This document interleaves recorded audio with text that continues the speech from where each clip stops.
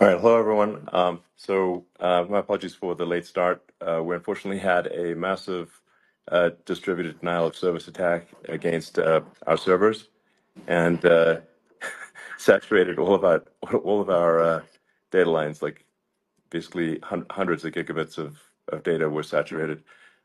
We think we've overcome most of that, and so it's now time to proceed. But as this massive attack illustrates, there's a lot of opposition to people just hearing what President Trump has to say, and I'm honored to have this conversation. I want to emphasize it's a conversation, and it's really intended to just get a feel for what Donald Trump is just like in a conversation. It's hard to catch a vibe about someone if you just don't hear them talk in a normal way. And when there's an adversarial interview, like no one's themselves in an adversarial interview. And this is really aimed at kind of open-minded, independent voters who just trying to make up their mind. Uh, and so you can understand like what is what is it just like to have a conversation. So um, honored to Donald, great to speak. We had a great conversation yesterday. As you mentioned yesterday, if we could just record that conversation and post it, it would have been excellent. And I hope we can have something like that today. Well, I think we will. I'm pretty sure we will. And congratulations, because I see you broke every record in the book with so many millions of people, and it's an honor. We view that as an honor. And then you do want silencing of certain voices. Usually those are voices that have something to say that are constructive, oftentimes constructive. And Yeah. so we have to consider it an honor. But congratulations on breaking every record in the book tonight. That's great. Well, thank you.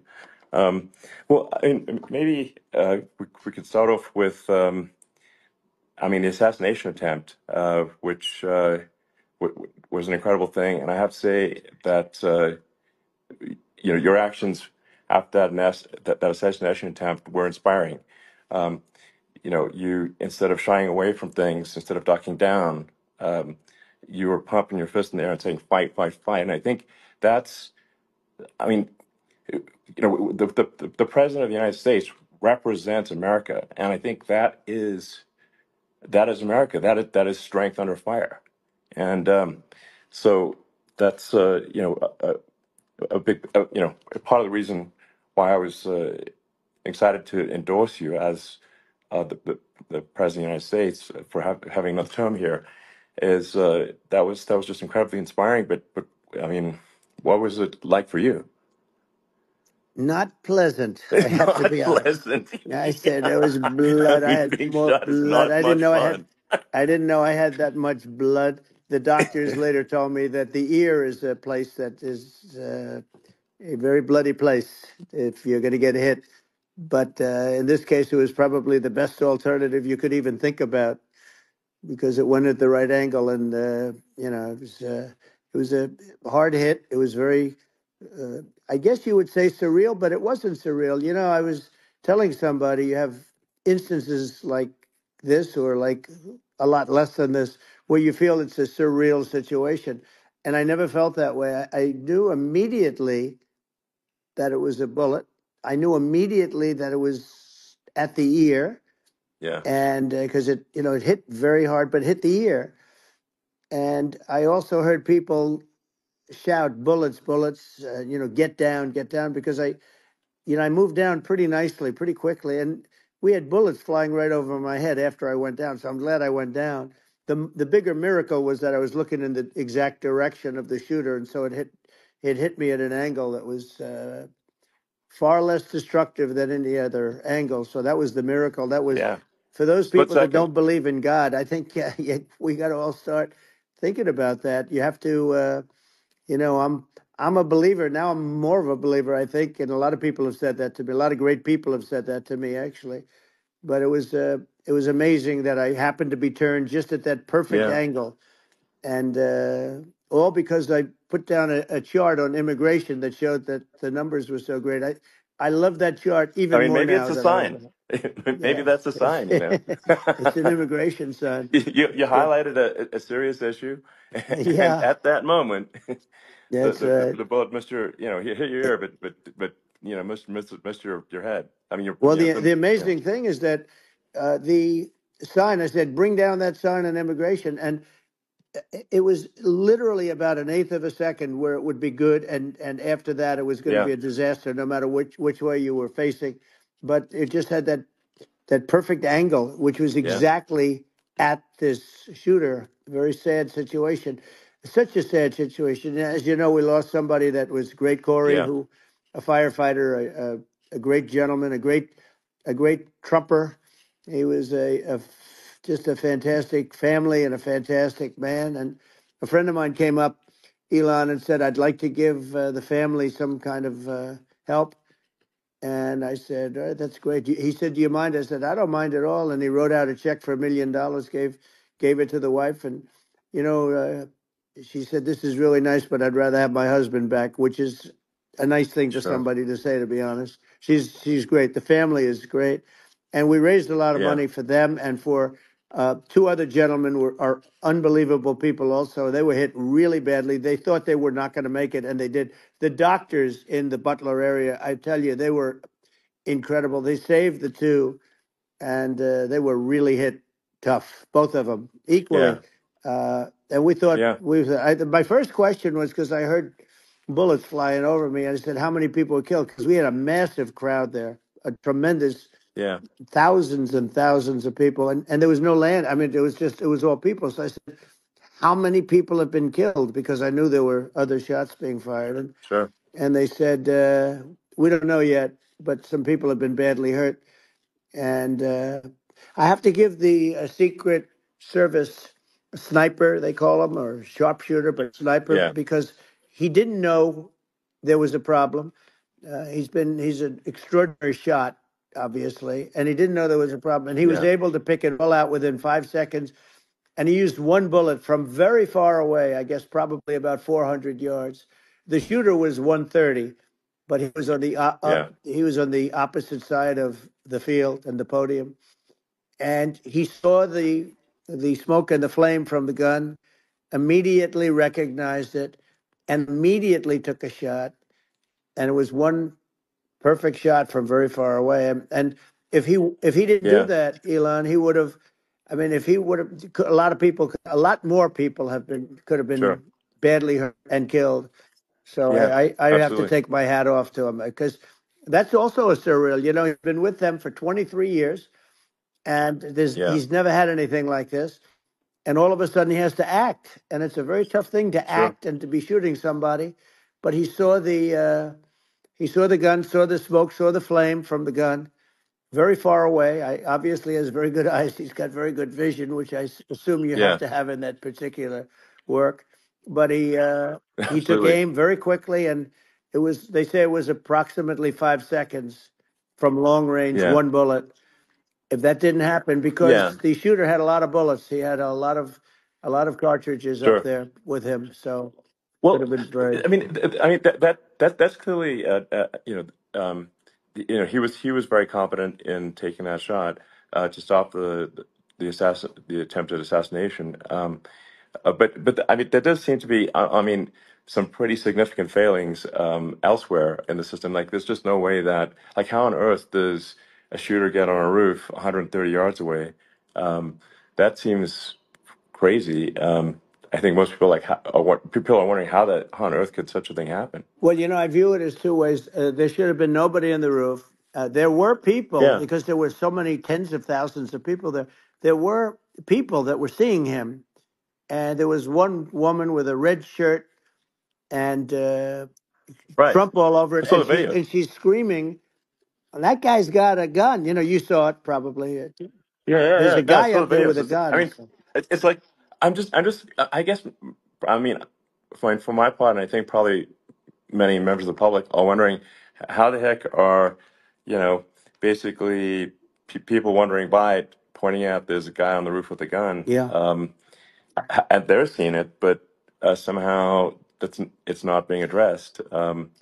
That just seemed Yeah, crazy. well, they're going to learn from this. The communication between the local police, who sort of had an idea, and then ultimately a man lifted himself up to the roof, could barely do it because he was pulling himself up, and Yeah. he saw the man with the gun. The man with the gun pointed the gun at him. He thought he was probably going to get shot, but he was like pulling himself up, and because of that, he couldn't get to his gun, and he fell down. Actually, very badly hurt his leg, his ankle. I hear very badly, Okay. but he fell down, and he did. From what I understand, he did say, "There's a guy up there with a gun," and the shooting started very quickly after that. I think it forced the shooter to go maybe quicker. He was supposed to be a very good shot. Yeah. My sons, Don and Eric, they can't believe what happened, but they said from 130 yards, a bad shot would hit that target almost every time. They said it's like in golf, Yeah. sinking a 2-foot putt. Yeah. It's not a tough No, shot. it's not a Um. long shot. The Secret Service person had the long shot. He had a triple the Yeah. distance actually. So it was a terrible thing. Look, it's hard. I have to say this about the Secret Service. When I went down, and I went down based on I think they're screaming, but other people also, because people saw this happen. You had so many people. One of the miracles was that nobody ran. I mean, if a gun goes off, the crowd Yeah. control people showed us this. When guns go off, and it does happen in stadiums at a soccer match or some kind of a match, everybody flees. They call it a stampede, like cattle. But everybody, and a lot of Yeah. people get killed with those stampedes. We had Sure. more people than you'd have at some of these matches or these games, and nobody left. You had a small group behind us in the grandstand, and that was full. And you look at it as it was taking place, and normally they'd be running. They didn't leave. They saw that I was hurt. They saw a lot of blood, and they saw that I went down. And it's almost like they wanted to be with me. Well, out front, you had thousands, tens of thousands of people. As far as the eye could see, you had people in Butler, as far as the eye could see, and uh, Yeah. and a lot of press too. There was many cameras on watching this. It's what makes it so different, because normally things happen that aren't good, but you never have a picture of it. Here we have all these cameras shooting it, so Yeah. sort of amazing. But one of the interesting things was that you didn't have anybody flee, you didn't have anybody stampede, Sure. nobody. And there were some people behind me. They stood up and they're looking like, I mean, I'll tell you, Yeah. you Yeah. want to have them in a foxhole with you. I want to meet some of those people Sure. because Sure. it's so different from what you heard. But so I was down, but the Secret Service Yeah. guys, there were bullets flying right over my head. You could hear them go whizzing, Yeah. and these guys came jumping on top of me, and a young lady, Kate, uh, would jump. They moved so fast, and let me tell you, that took tremendous courage. Now there was a lack of coordination. There was, obviously everybody understands that somebody that building should have been covered, and Yeah, I mean, that was I the think big that thing. I mean, looking at the aerial views, that building would be like the number one spot for a sniper. I mean, it's like the if you were to pick like what is the favorite place, what if you so if the goal is to assassinate, what's your favorite spot? That building, the You're roof of right. that building would be number one. That would have been the spot. It's like you can ask for a better No, location. It's like number no, that one. would have been the spot. Um, You know what people think yeah, is when the local policeman, who, by the way, he really he did what he was supposed to do. He couldn't hold on any longer. And then when he got yeah, his head just peeking above, this guy standing there with a gun at his head. And when he fell down, again, hurt his ankle very badly, but he was making the calls. But what happened is the firing took place very soon. So what they yeah, think is that this guy ran to his site, which he had all planned out with the gun. He ran to the site and he started shooting fast. And maybe that's why he sort of missed. I mean, he uh, yeah. he But he as you got said, me, but he it would have could have hit. been I mean, could have been a much yeah. bigger problem.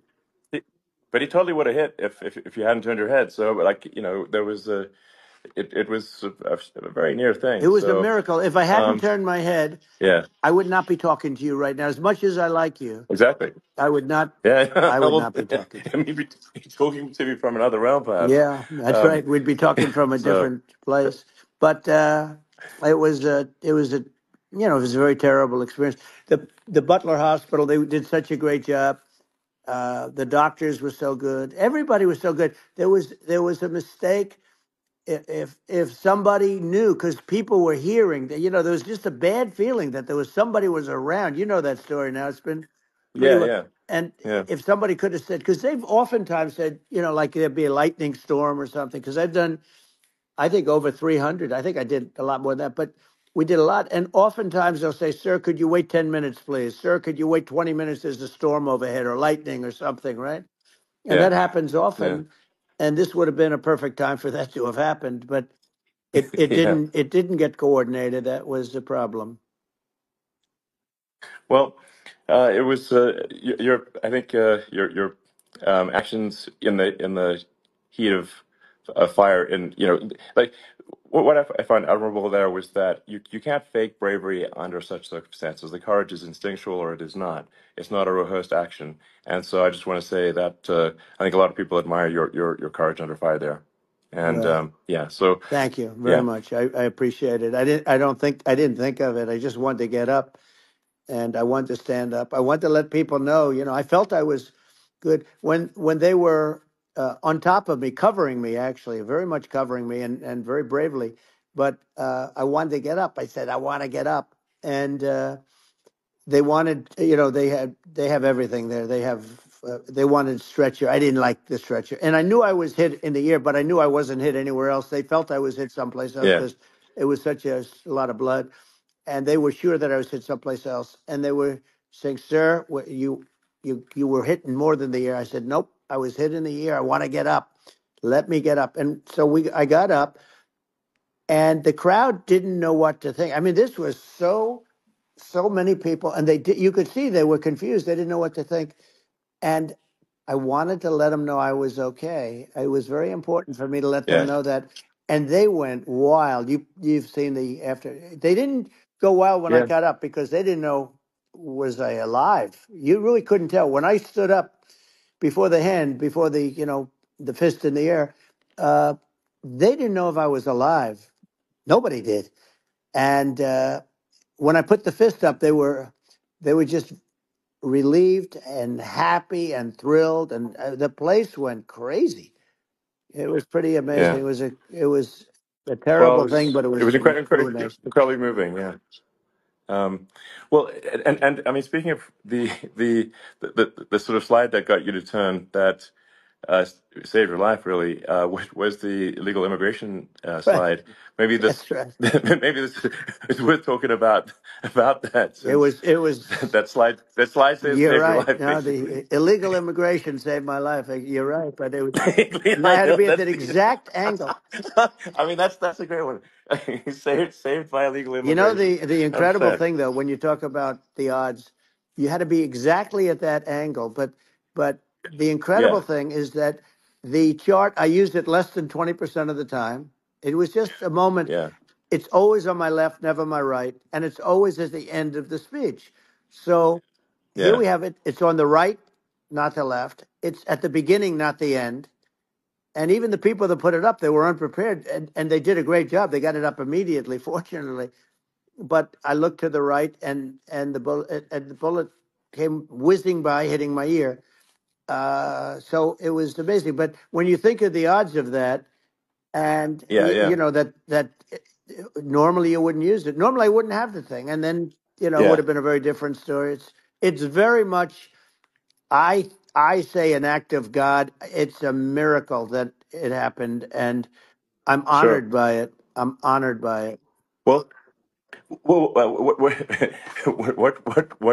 were you about to say about illegal immigration before you were rudely interrupted with a Well, I was bullet? going to say how good the numbers were. By the way, we're going back to Butler, and we're going to go Great. back in October. We're all set up, and the people are fantastic in Butler. It's a great area. Great, these are incredible people.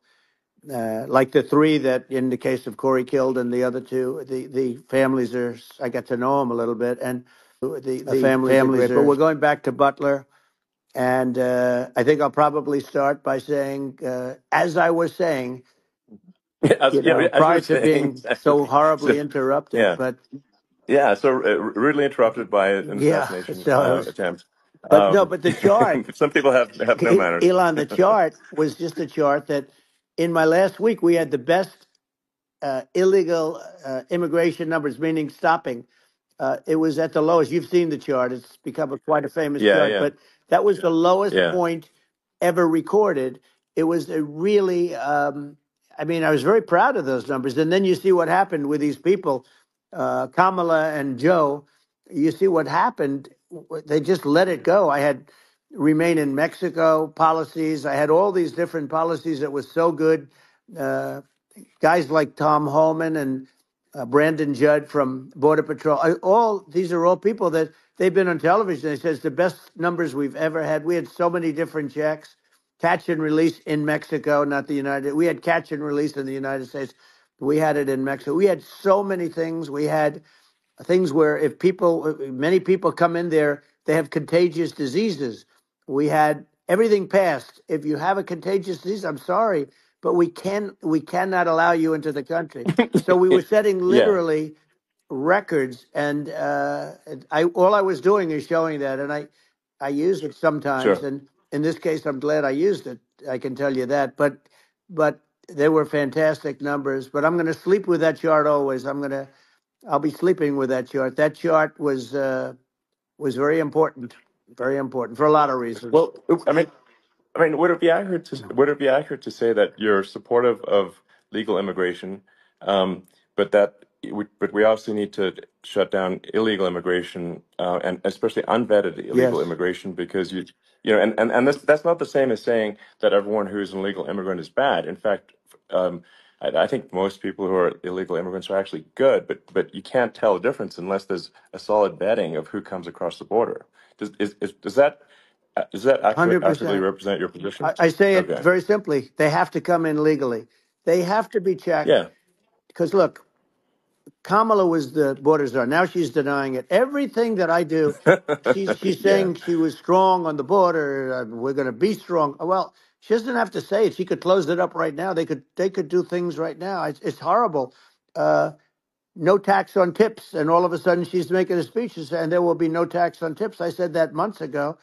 And by the way, they had just the opposite. You know, they had not only tax on tips, but they hired 88,000 IRS agents, and many of them were assigned to go get waitresses and caddies and all of this on tips. They have a policy. They had a policy that they were really going to go after you and were really harassing people horribly.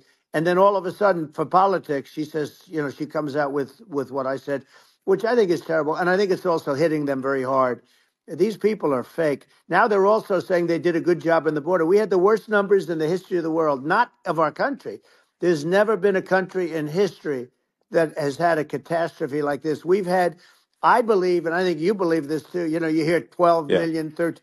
I believe it's over 20 million people came into our country, Yeah. many coming from jails, from prisons, from mental institutions, or a bigger version of that is Yeah. insane asylums, and many are terrorists. And I'll tell you what, they're coming not just from South America, they're coming from Africa, they're coming from all over the world. They're coming from Asia, they're Yeah. coming from the Middle East, they're coming from countries that are uh, stupidly and horribly bombing Israel October 7th. They're coming from all over the world. And you know, you look at it's so sad October 7th because it should have never happened. Yeah. It's so sad when Sure. you look at Ukraine. It should have never happened. We have a defective Yeah. government. These are defective people, and they're not people that should be running it. But where you see it the best is the border because you have millions of people coming in a month, and then she gets up and she tries to pretend like she's going to do something. She had 3.5 years. And by the way, they have another 5 months that they can do something, but they Yeah. won't do anything. It's all talk. She's No. incompetent and he's incompetent. And frankly, I think that she's more incompetent than he is. And that's saying something because he's not too good. Yeah. No. I think it is. essential to have a secure border. I mean, you're really not a country unless you have a Correct. secure border, and And uh, secure elections you too. know, yeah, absolutely secure elections, and so it's just essential to have a real border, or we can't function as a country, and our service, our essential services are being overwhelmed in a lot of cities, um, and as we were talking about earlier, I think having a legal immigration process that is smooth and efficient and done well, and speaking as someone who is a legal immigrant. And I think I mean, like one way to think of it is, who do you want on your team? Um, who do you want on Team America? And I think we want to just say, okay, we want to let in people who are gonna, be great contributors to our society and to our economy, Right. and who do you want on the team? And it's not to say that, like in my opinion, actually, I'd say like probably most of the illegal immigrants actually are actually good, hardworking people. That's my opinion. But some are not, and you just have this sort of adverse selection process where, if somebody's if somebody's like you know, uh, has a career in theft or robbery. I don't understand what's taken them so long to get here, because we're such a target-rich environment. Um, I mean, why aren't more people who have a career in, bad things coming here sooner? Because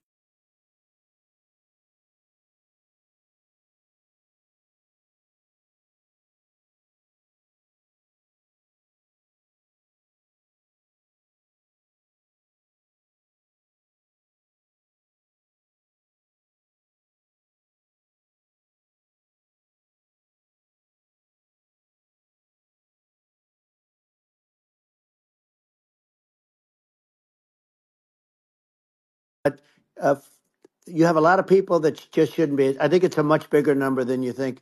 They're I allowing, think you're again, right. they're Yeah, allowing people from their jails. And if you were running one of these countries where they're coming from, you would have had all of them. As an example, Venezuela, their crime is down 72%.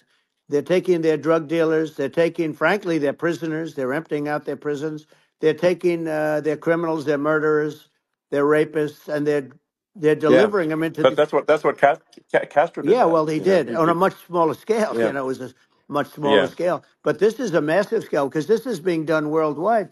But here's what's happening: crime all over the world is down. And wait till you see the numbers that we have. This is migrant crime. This is crime that's going to be. Yeah, And I saw it today in New York where somebody was knifed with raped the girlfriend of a man that stood there watching in New York in one of the shelters and started sure. pulling out the knives, and bad things happen today. But this is happening every day. These are rough people. These are people that are in jail for Yeah, murder and all sorts of things, and they're releasing them into our country, and they're telling them, if you come back, we're going to kill you. We're going to give you the death penalty or kill you. So they don't want to come back. But these are rough people. yeah, These are criminals that make our criminals look like nice people, and it's horrible what they're doing. And she's in charge of it because now she's trying to say she sure. had nothing to do with it, and she's such a liar because she was called the border czar the first day, and it was on the headlines of every newspaper. She's the border czar, and she never even went there. She went to one location which had nothing to do with where the problem is. She went in and out, I Right. guess, because she was getting a lot of pressure, Yeah, but yeah, had nothing to do where the problem yeah. is. But she was the Well, border czar, and the people yeah, yeah, can't allow them to get away with their disinformation campaign. Now she's trying to say that she wasn't really involved, and the whole thing is horrible. She was totally in charge. She could have shut the border down without him. He didn't know what he was doing anyway, so he wouldn't have even known yeah, what happened. You could shut the border down; he wouldn't yeah. even know the difference. But uh, the fact is that she was border czar. But if you don't have to call her Yes. that, the fact is you could just call her. She was in charge of the border, and the border was the worst Right. ever. It's simply not working. No, It's it's I mean, horrible. whether it's by whether it's a question of, of intention or competence. Either way, we don't have a secure border, and we have people streaming over like it looks like a World War Z zombie apocalypse at times. And sometimes you got to sort of wonder, like, is it real or not? So because you see things, you're like, is it real? So I went to the border at Eagle Pass, and I saw for myself in Texas, and I was like, okay, it's real. I'm like seeing this in real time. I actually posted the video like just live. I just flew there one day and just to see, hey, is this made up or real? And I'm just seeing people stream across the border, and I have to say, at least the people that I saw did not look friendly. So These are people people. can look at my video and say, hey, Yeah. does these people look friendly? I don't look super friendly. So These are people that um, Elon would not be the same man if he had to walk across the street and look these people in the eye. These are rough people. These are really rough people coming across. And I know rough people. And these are people that we don't want in our country. And, the caravans are coming in and they're putting, and who's doing this are the heads of the countries. And you would be doing yeah, it, and so would I. And everyone would say, oh, what a terrible thing to say. The fact is, it's brilliant for them because they're taking all of their bad people, really bad people. And I hate to say this, the reason the numbers are much bigger than you would think is they're also taking their non-productive people. Now, these aren't people that will kill you. We have enough of them, but these are people that are non-productive. They are just not productive. I mean, for whatever reason, they're not yeah. workers or they don't want to work or whatever. And these countries are getting rid of non-productive people in the caravans in many cases, and they're also getting rid of their murderers and their drug dealers and the people that are Yeah, really brutal people. And they're coming into our country yeah, at levels that have never been seen before. And I saw an ad just before I got on the air. I'm walking over here, and I saw an ad by Kamala saying how she is going to provide border security. Where has she been for 3.5 years? For 3.5 years, yeah. No, no. we have 20 million people I poured think is in. It's a terrible Yeah, I thing. think this, frankly, I think this is a fundamental existential issue for the United States. And if we have another 4 more years of open borders, and it's going to be even worse with another 4 more years, it's going to be even worse than it's been for the past, 3.5 years. I'm not sure we've got a country You don't have left a country at that left. point. Elon, if they get in, you will have 50 to 60 million people from all over the world, not South America only. We think of South America, we think of Honduras and El Salvador, Guatemala, and Mexico, the four. But it's not that. It's everywhere. They're coming in from Yeah, everywhere. And I had to stay in Yeah, I think Mexico. this is a super important Yeah. point. Like people, it's like basically when I went down there, I was like, well, where are people from? It's like almost no one was from Mexico. To be No, clear, Mexico it's less it's just it's just less it's than just the the others. border. It's just the border with Mexico. But the people coming in, it's Earth, the rest of Earth, and America is only about 4 or 5% of the population of Earth. It would only take a few percent of the rest of Earth to overwhelm everything in the We're U.S. already So overwhelmed, Elon. We're overwhelmed. You had to see the news tonight about New York. New York, and I love that place, and what they're doing to it is horrible, what they're doing to it. And all the courts do is they yeah, try and focus on Trump. Okay, then let's focus on Trump, who did nothing wrong. I complain about a rigged election. Elon, what's happened is unbelievable. You have from Africa, from the Congo, they're coming from the Congo, and 22 people came in from the Congo recently, and they're murderers, and they're dropped. They drop them. They take them out of jails, which is very expensive, to maintain the jails. Although they don't do too much maintaining, I can tell you. But they take them out of jails, prisons. They take them out, and they bring them to the United States. They deposit them in the United States and say, "Don't ever come back, or you're going to be executed." And they don't want to come back, but they won't come back. sure. But they're coming from Africa. They're coming from Asia. They're coming from the Middle East. They're coming from South Well, America. just They're Earth, coming from rest of Earth, everywhere. basically. And there are a lot of Yeah, really everywhere on bad Earth. ones. It's just an everywhere on Earth thing, and it's just not possible for the United States to absorb everyone from Earth, or even a few percent of the rest of Earth. It's just not possible.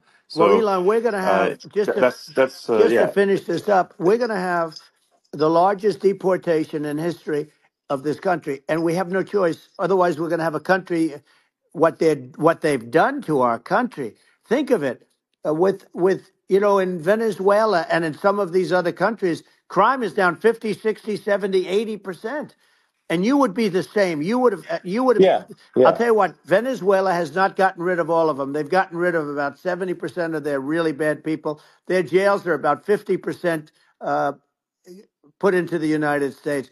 Same with other countries. Some sure. are at 30%, some are at 50%. They're all different. But the bottom line is they're all going to be at 100%. Why wouldn't you put 100% of it? Yeah, And they're doing it right now while this third rate phony candidate. Don't forget, I beat Biden.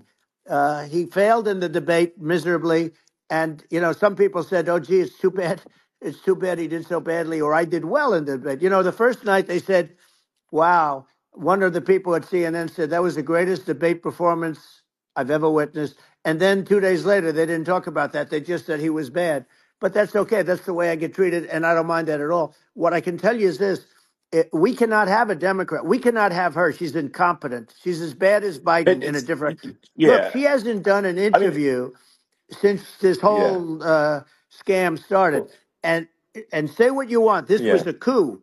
This was a coup of a president of the United States. He didn't want to leave, and they said we can do it the nice yeah. way or we can do it the No, hard way. yeah. No, I mean, they just took him out back behind the shed and basically shot him. Oh, what they did Biden. with this guy, So and I'm no yeah, fan of his, and he was a horrible president, the worst president in history. And one of the reasons he was so bad, first of all, the Israeli attack would have never happened. Russia would never have attacked Ukraine, and we'd have no inflation. And we wouldn't have had the Afghanistan mess, if you think of it, well, and we wouldn't have had yeah, Afghanistan. But we think of it, well, yeah.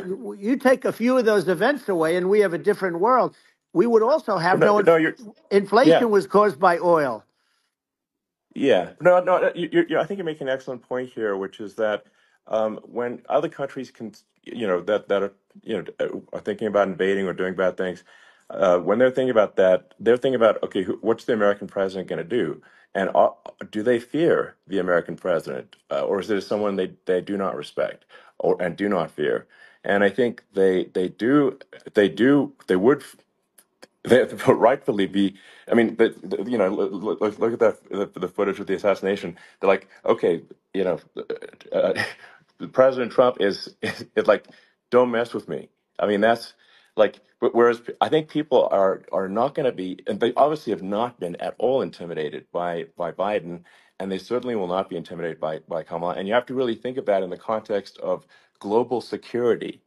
That if the American president is someone that, like, evil dictators are scared of, that makes a huge difference to the security of the world. So I had a good relationship with Putin, despite the Russia hoax that lasted for over 2 years. Just a hoax created by Hillary Clinton and Adam Shifty Schiff, some just bad people, just sick people, frankly. I mean, Schiff is a sick person. He's going to end up probably being a senator. It's hard to believe. The whole thing is hard to believe. But, they put our country in danger with that stuff, too. They actually, when they make up stories, and you have to fight your way out of it for a long time. But I know Putin very well. I got along with him very well. He respected me, and it's just one of those things. And we would talk a lot about Ukraine. It was the apple of his eye. But I said, don't ever do it. Don't ever do it. I shut down Nord Stream 2. That was the big oil pipeline, the biggest, I think, the biggest pipeline in the world going all over Europe. I shut it down. Biden came, and then they say, Yeah, I loved Russia. I was a friend of Putin, and I loved Russia. No, he actually said to me one time, he said, if you're my friend, I'd hate to see you as an enemy. I shut down his pipeline, the biggest pipeline. They were looking at that to yeah, fund, and this pathetic president gets in there, and the first thing he did, one of the early things he did, is he shut down Keystone XL pipeline, which is our pipeline that would have employed 48,000 people, pipeline workers, shuts it down. That was, a massive job that Obama refused to allow. yeah, I allowed it in my first week because it was jobs and it moved oil. And by the way, in a much more environmentally friendly way. It's underground. It's not a truck that catches on fire or a train that catches on fire. But think of it. He shut down the XL pipeline, the Keystone XL pipeline. He yeah, shuts that down and he approves the Russian pipeline, yeah. It doesn't make any right? sense. It's like it's inconsistent. Certainly but I mean, I think it's just worth emphasizing, to listeners, that the immense importance of whether the United States president is intimidating or not intimidating, and how much that matters to global security, because there's some real tough characters out there, and if they don't think the American president is tough, they will do what they want to I do, know every one of and them. it puts the whole Yeah. world in danger. Elon, I know every one It's of a them, big and I know deal. them well. I know Kim Jong-un of North Korea. I know every one of them. And let me tell you, people will say, oh, this is terrible. He said, I'm not saying anything good or bad. They're at the top of their game. They're tough, they're smart, they're vicious, and they're going to protect their country, whether they love their country. They probably do. It's just a different form of love, but they're going to protect their country. But these are Yeah, tough people at the top of their game. And when they see a Kamala or when they see Biden, Sleepy Joe, they can't even yeah, believe it. They can't believe this happened. All the stuff that you're seeing now, all the horror that you look at Israel, they're all waiting for an attack from Iran. Iran would not be attacking, believe me. You know, when I was there, and I say it with respect because I think we would have been good with Iran. I don't want to do anything bad to Iran, but they knew not to mess around. Iran was broke because I told China, if you buy from Iran oil, it's all about the oil. That's where the money is. But if you buy oil from Iran, you're not going to do any business with the United States. And I meant it. And they said, we'll yeah, pass. yeah. They didn't buy oil. Other countries, likewise. Sure. You want to buy, you're not doing business with the United States. And they were at a point where they had no money for Hamas. They had no money for Hezbollah. They had no money for any of these instruments of terror. And it was amazing. In fact, there were articles when I was leaving, which is hard to believe, actually, especially when you look at what's happened to our country. Our country is so bad right now. It's such a different place. We were respected. Think of it. 4 years ago, we were so respected to a point where when I said don't buy oil, they didn't buy oil, but they had no Yeah, money, yeah, and Israel would have never been attacked. Zero chance. And again, I said to Vladimir Putin, I said, don't do it. You can't do it, Vladimir. You do it, it's going to be a bad day. You cannot do it. And I told him things that what I do, and he said, no way. And I said, way. And you know, it's the last time we ever had the conversation. He would never have done. I got along well with him. I hope to get along well with him again. You know, getting along well with them is a good thing, not a bad thing. I got along well with Kim yeah, Jong Un when I met with President Obama just before entering. You know, it's a sort of a ritual. And I sat down with him and we talked. It was supposed to be for a very short period of time. It turned out to be a long period of time. I said, "What's the biggest problem?" He said, "North Korea." I had that problem worked out very quickly. It was nasty at the beginning with Rocket Man and all the different things, yeah. but all of a sudden I Those got a some those call. those some Oh, those were some epic tweets, by the way. yeah, they Those were were no, like they were epic. absolutely. Everything he said that he has a I- red button on his desk. I said I have a red button on my desk too, but my red button is much bigger, and my red button works. And then I called him Little yeah. Rocket Man of Little Rocket Man. Anyway, here's the bottom line. All of a sudden I got a call from him and they said they want to meet. They want to meet me. And we met, Yeah, as you remember, we met in Singapore. We met also in Vietnam. And I got along with them great. We were yeah. in no danger. It, But yeah. President Obama, It's President because Obama thought they we were going to respond. end up in Yeah, a nuclear war with him. And let me tell you, he's yeah. got a It's not lot of true. nuclear Yeah, stuff too. He's exactly. got plenty of nuclear. It's He can do plenty of damage. it's So, yes. I mean, it's because I mean, people like Kim Jong Un. They respond to yeah. strength, not weakness. Well, And he and and he and if, I and got if, it. if you He and I project had a good strength, they relationship. you're good. Remember, I Yeah. remember I met him and we walked onto his land. Nobody ever walked onto his land before.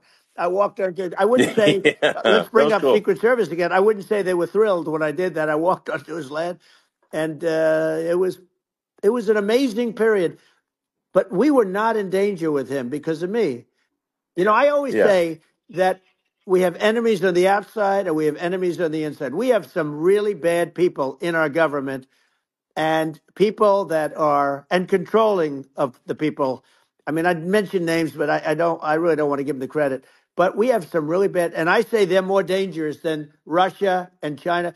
If you have a smart president, a president that gets it, we are not in danger from those countries because they need us and they need our help.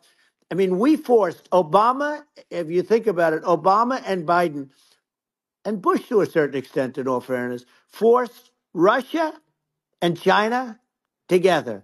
And if you're a history student, the first thing you learn is you cannot let Russia and China align. But then they also got, if you take a look, Iran, and they have North Korea. That's, they call it the axis of evil. In the old days, you had the axis of evil. Here we have a modern day axis of evil. These are powerful countries, very heavy nuclear, which is the biggest threat. Yeah. The biggest threat is not global warming, where the ocean's going to rise one eighth of an inch over the next 400 years. And you'll have more oceanfront property, right? The biggest threat is not that. The biggest threat is nuclear warming, because we have 5 countries Well, now that yeah. have significant nuclear power, and we have to not allow anything to happen with stupid people like Biden. Biden did something with Russia. There was no chance of him ever going in. And when I left, and then after I left, they started forming big armies on the border with Ukraine, right? And I looked at that, and I thought he was doing that because Putin's a good negotiator. I thought he was doing that to negotiate. But then Biden started saying such stupid things. For instance, he said that it can be a NATO country. Now, Russia, for as long as there's been NATO, has said we're never going to agree to that. And we go right up front and say that. And we did things and said things through this president with a low IQ, very low IQ. He had a low IQ 30 years ago, by the way, but now he might not even have a IQ at all. There's nothing on the board that goes this low. He said things that were so stupid that war had zero chance of happening if I were there. Zero chance. He was saying everything the opposite. Everything the opposite. And it's so sad because many more people have been killed in Ukraine than you read about. You don't read about how bloody it is and how disastrous. Sure. Hey, look, just in the 2 armies, you lost 500,000 people. And Ukraine's having a hard time. Ukraine, I don't know if you saw the article recently, and it's true. You don't hear the true story. But if you think about it, Russia's gone, Russia defeated Germany with us, and they defeated Napoleon. They've been around a long time. They're a big fighting force. Yeah. Sure. And it's very unfair. And Ukraine now doesn't have enough men. They're now using young men and very old men to fight. And we're in a very bad position. And I'm not going to blame exclusively, but I can tell you I could have stopped that. And a smart president could have stopped that. It wouldn't have happened. But we had a man that actually made it more prevalent. It was so bad. The words that he was using, the stupid threats coming from a stupid face that he was using. I said, this guy's going to cause us a war. He's going to cause us. And let me tell you, it can lead to World War III. That can lead to World War III. The Middle East can lead to. We have numerous places that could end up in a World War III right now for no reason whatsoever. No, I think you're right. I think people underrate the risk of World War III, and it's just when you're looking at the risk of global thermonuclear warfare, it's game over for humanity, and it's something that people have, I think, after the end of the Cold War, people have become complacent about, but they actually have forgotten that there are currently a lot of nuclear missiles that have targeting parameters for the United States from other 100%. countries. And one of the things And we're going to do is we're going to build an Iron Dome over us. Israel has it. We're going to have the best Iron Dome in the world. We need it, and we're going to make it all in the United States. But we're going to have protection, because it just takes one maniac to start something. We're going to have protection, and we're going to have. Why shouldn't we have an Iron Dome? Israel has one. Some other places have one that nobody even knows about, frankly. But Israel has it. We're going to have an Iron Dome. But with all of that being said, to me that's so important, the most important. But with all of that being said, the election's coming up, and the people want to hear about the economy and the fact that they can't buy groceries because they don't have enough money to buy groceries. The inflation has killed them. Food prices are up 50, 60, even 100% in some cases. And this stupid administration allowed this to happen, and it's a shame. And that's the thing that people most care about, in my opinion. They care about the border a lot. And we discuss the border at great length. It's nice to have a forum like this where I can discuss something at length. And by the way, you think Biden could do this interview? Do you think that Kamala could do this interview? They would take a pass on you. No, they could not. So they don't need Elon. They don't need Elon screaming out questions. It's pretty sad when you think that somebody that does this for a living can't answer a question or is afraid to do an interview. And in her case, with a very friendly interview, she's got all friendly interviewers. It's pretty sad. Yes, But the absolutely. big thing now is the Well, economy, Elon. yeah, And as much as yeah, I mean, I view nuclear as the single most important thing, but a lot of people don't. A lot of people don't understand that. But it doesn't have to.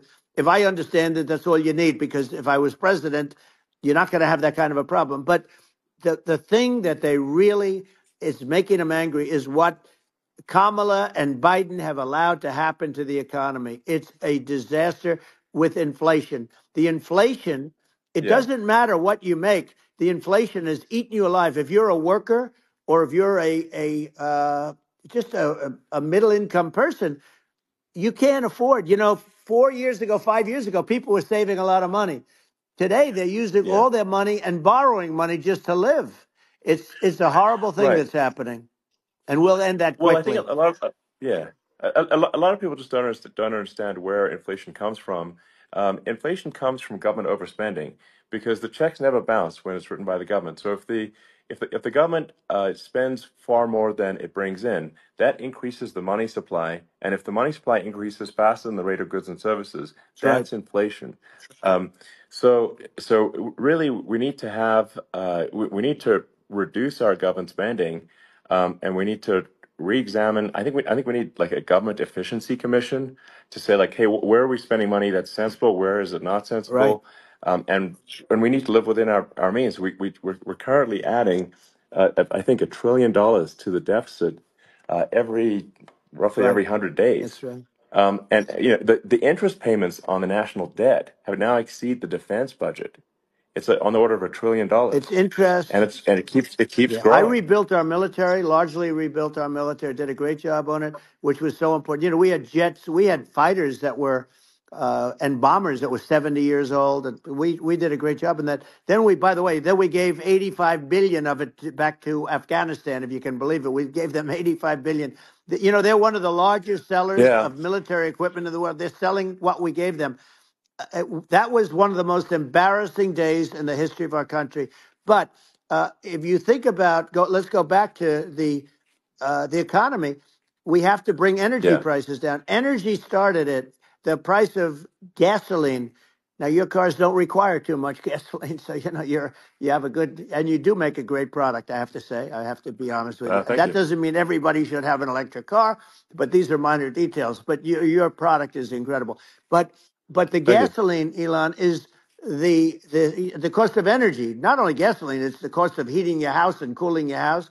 That has Sure. to come down.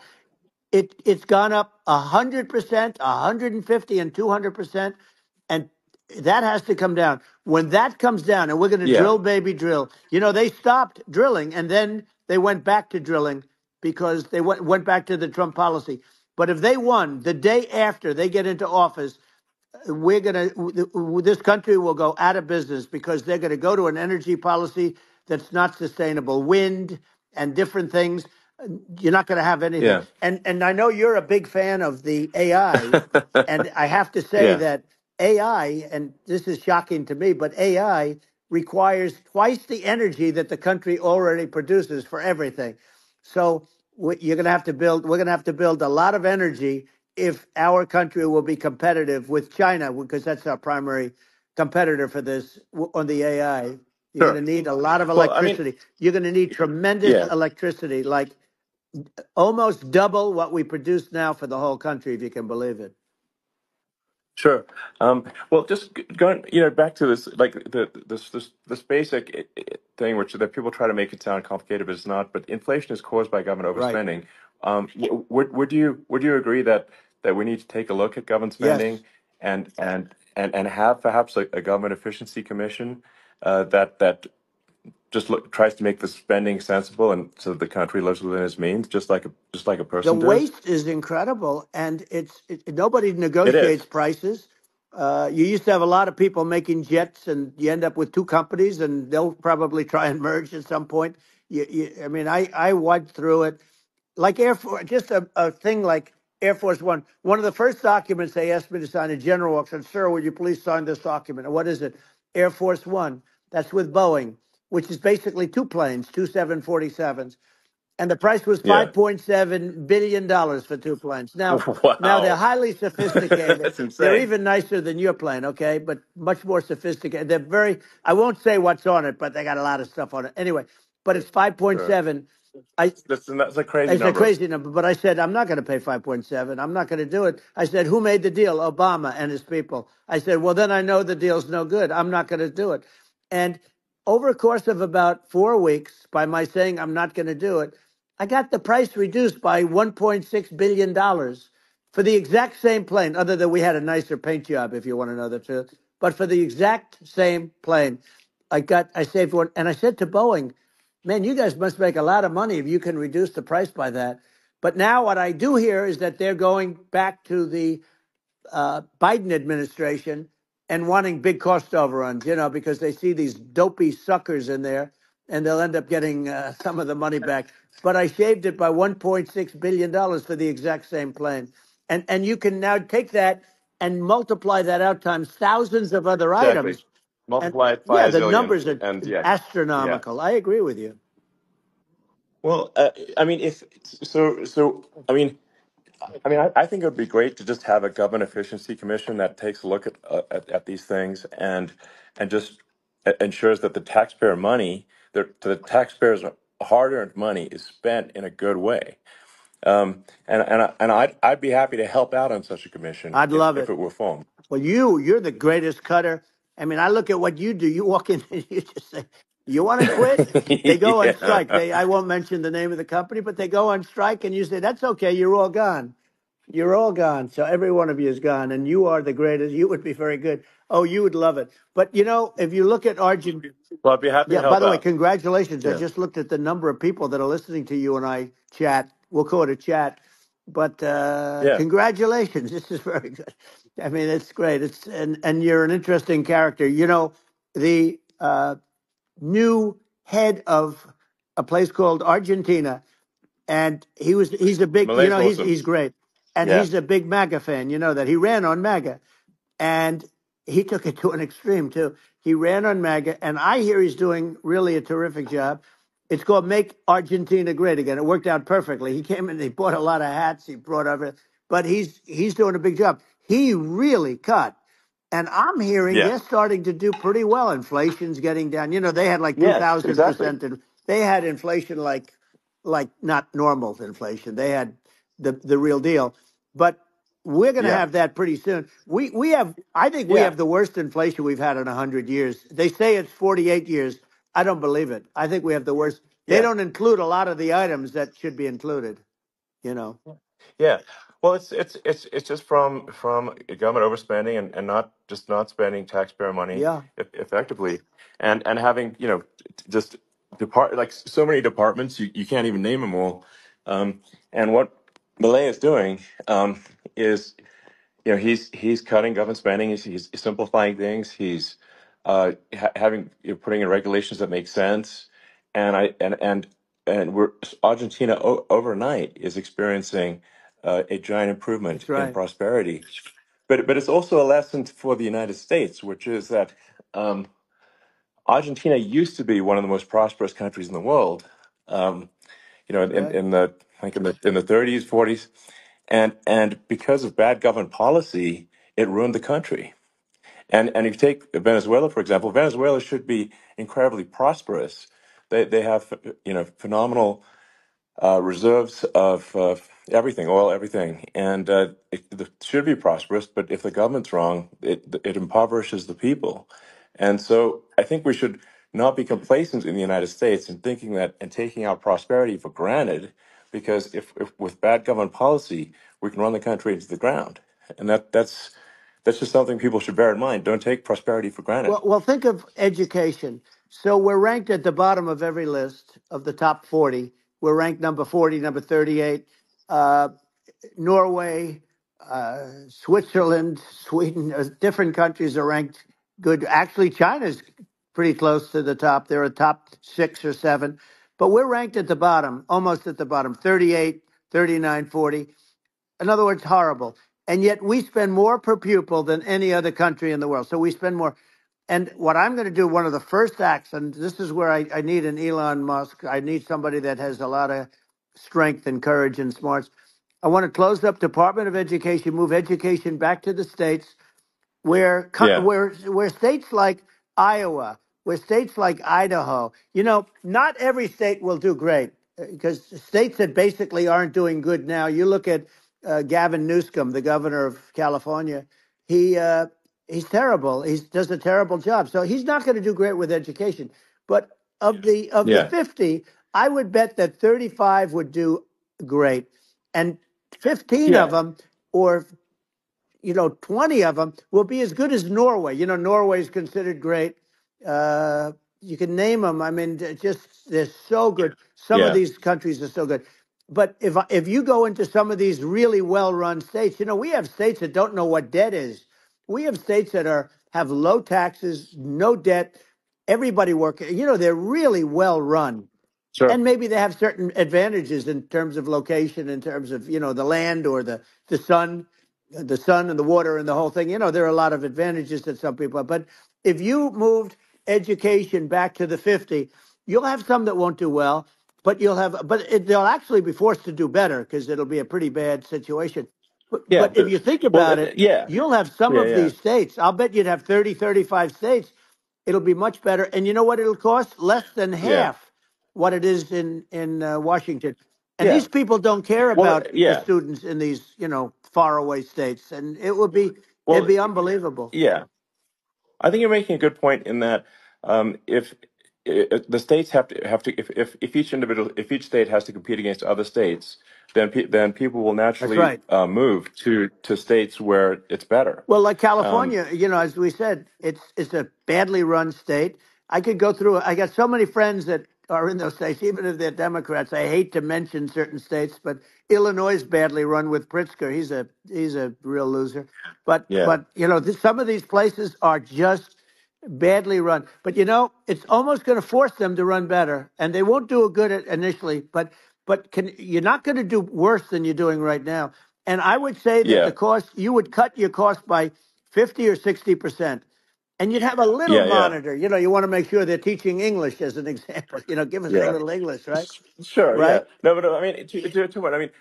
Some of these governors are doing so badly. I mean, they got so many people moving out of their state. They should get U-Haul Salesman of the Year award because they're driving so much U-Haul It's sales. actually It's just amazing. people moving out. Isn't it amazing to you as a businessman that they can even survive? Like Illinois, so many people are leaving, and you wonder, how do they survive? I mean, how do they survive? Uh, I saw where you left California and you moved to Texas. Texas does a great job. But, I Yeah, mean, I just wonder, how do these states survive when big businesses, a big oil company just left California, as you know, and they moved to Texas. How do these big states survive when they lose so many businesses and their taxes are already really high? The taxes are among the highest yeah, taxes. You almost wonder, how do they continue on? And in many cases, the governors don't do a good job in their crime-ridden places. You wonder, how do they continue to just go on? It's well, not a good I think there's. situation. I think the only thing that's going to force some of these states to change is if they risk bankruptcy and they're not getting bailed out by the federal Right, government. right. Well, That's you're the gonna only thing have that's going to that. get them to change. You remember the Yeah, area in California where they had that, where I guess somebody had sticky fingers and they stole a lot of money, and they went into a form of chapter, and it was very yeah, nasty for yeah, a period of time. But now it's probably the most popular place in all of California. So at some point, something like that may have to happen. But the problem is, you can't penalize people that loan money to the state when you have incompetent people like a Pritzker. Look, the family didn't want him in the family business, and then he ends up being governor of Illinois. So what is he going to be? Is he going to be a great governor? And you have people. I could name every one of them. I got to know every one of yep. these, and some are very good, and some are just horrible. Well, I think the larger point here, too, as you're saying, like a lot of people are concerned about the economy, a lot of people are concerned about inflation, and inflation is effectively a tax on people that save money, Yeah. and for people that are working day to day, it's just a form of taxation. And if we can solve the government spending problem, we'll solve the inflation problem, which means people will have a better standard of living, and Yeah. that's a really big Well, the deal. people that got hurt Um, worst are the people that did it the way they were taught to do it all through, their younger life and their young life and their whole life. The people that saved money and then they got no interest on their money and inflation destroyed them. And frankly, they were almost better off if they didn't do anything like that. I mean, those people have been absolutely decimated, and we're going to bring those people back and help those people. We've got to get the prices down. When I look at bacon costing 4 or 5 times more than it did a few years ago, sure. when you look at some of the food products in grocery stores, people go, they can't believe it. They used to be able to buy a whole cart, and today, a lot of people just don't have the money. They go in and they can't buy anything. They look at Yeah, it's sticker I shock. think They it. call it Yeah, sticker shock, right? I think it really just comes, like I said, I think it just comes down to really, I guess, two things, which is that if you solve government overspending, you solve inflation, which improves living Right. standards of the average person, and then if you deregulate, like have sensible regulations, so because a lot of the regulations are nonsensical and cause the cost to be extreme for no reason. But unless you've got effective deregulation, like Reagan did a great job on deregulation in the 80s, but it's been 40 years since we had That's right. anyone really. I mean, during your administration, we made some progress, but I think there's an opportunity to make, I think, radical progress with sensible regulation. Yeah. And Well, if Elon, we those two things, yeah, those are the big yeah, deals. we set a record. We did more deregulation and more restrictions on all of the different businesses than any other president. Remember, I had the rule for every one we put in, you have to get rid of 10 or 12. And we did Yeah, radical cuts on all of that, and a lot of that's being put back by this administration. And we did radical cuts on things that weren't necessary. But we were all set. We had the best economy ever, maybe in the world. And then what happened is COVID came in, and we had to focus on that, and nobody knew what it was. And I always say I got good marks on economy, good marks on military. We knocked out ISIS. We did so many different things. We rebuilt. But, I never got the credit that we really deserved on what we did with COVID. We never got the credit.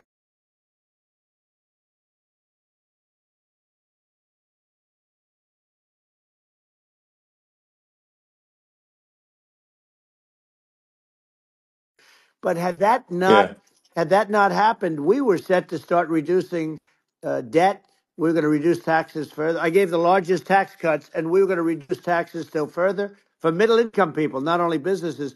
But we did it for sure, businesses because they're the ones that's why we had the great job numbers. But we were set to really start reducing debt. And, we're sitting on the biggest pile of liquid gold anywhere in the world, bigger than Saudi Arabia, bigger than Russia. And we were going to drill, and we were going to make so much money. We were going to supply Europe with oil. I had stopped the Russian pipeline, and we were going to supply them with oil and gas. We were going to make a fortune. And then the COVID came in, and we really had to divert. Then what happened is when they came in, we kept a lot of businesses alive. If I didn't do what we did, we would have had a 1929 type depression. But the problem is when Biden came in, he got trillions of dollars and just started spending it stupidly. You didn't need it anymore. We got over that bad period where everybody was dying and feeling, it was just not a good period. Interestingly, during his administration, many more people died during his administration of COVID than during my administration, and we really got the brunt of it. But people don't realize more people died during his administration than ours. But it diverted us from doing what I wanted to do. But we had the greatest for almost 3 years. We had the yeah, great, and you know that probably better than anybody. So many of your friends said to me, the best years we've ever had in business were during the Trump years, and also said that African American, Hispanic American were so incredible. They were having the best Asian American women, men, young people without a diploma, young people that graduated from the best colleges, from MIT, from the Wharton School, from all of the great colleges, Harvard. They were doing better, and people without a diploma were doing better. and everybody was happy. And then COVID came, and we Sure. had the problem is they spent trillions and trillions of dollars. They wasted. They shouldn't have taken any money, and we wouldn't be having inflation right now, which is killing our country. Yeah, yeah. Yeah, absolutely. I mean, I should probably say something about like, maybe my views on, climate change Yeah, and oil and gas, because I mean, I think I'm probably different from what most people would assume. Because my views are actually pretty, I think, moderate in this regard, which is that I don't think we should vilify the oil and gas industry and the people that have worked very hard in those industries to provide the necessary energy to support the economy. And if we were to stop using oil and gas right now, we would all be starving, and the economy would collapse. So it's, I don't think it's right to sort of vilify the oil and gas industry. And I, the world has a certain demand for oil and gas, and it's probably better if the United States provides that than some other sure. countries. And it would help with prosperity in the U.S. And at the same time, obviously, my view is like we do over time want to move to a sustainable energy economy, because eventually you do run out of. I mean, you run out of oil and gas. It's not there for. It's not infinite.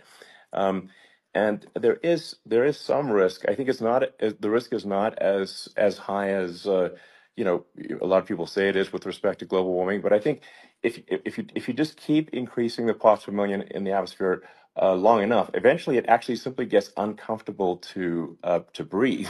People don't realize this. If you go past 1,000 parts per million of CO2, you start getting headaches and nausea. And so we're now in the sort of 400 range. We're adding, I think, about roughly 2 parts per million per year. So I mean, it still gives us. So what it means is like we still have quite a bit of time, but so there's not like we don't need to rush, and we don't need to like stop farmers from farming, or you know uh, prevent people from having steaks or Right, basic stuff like right. that. Like you can leave the farmers alone, I agree. in How my opinion. crazy is that? Where I mean, you have farmers that are not allowed to farm anymore and have to get rid of their cattle, and the whole world is yeah, a that's little silly. crazy. But it's largely taken its lead from us.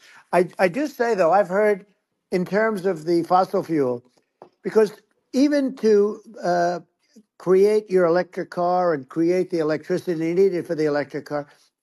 Fossil fuel is what really creates that at the generating plants. And, so you sort of can't get away from it at this moment. I mean, someday you might be able to. But I do hear we have anywhere from 100 to 500 years left. Much of it hasn't even been found yet. Yeah, But there are tremendous, like Anwar. I got Anwar in Alaska approved. Ronald Reagan couldn't do it. Nobody could do it. Everybody tried. Nobody could do it. I got it approved.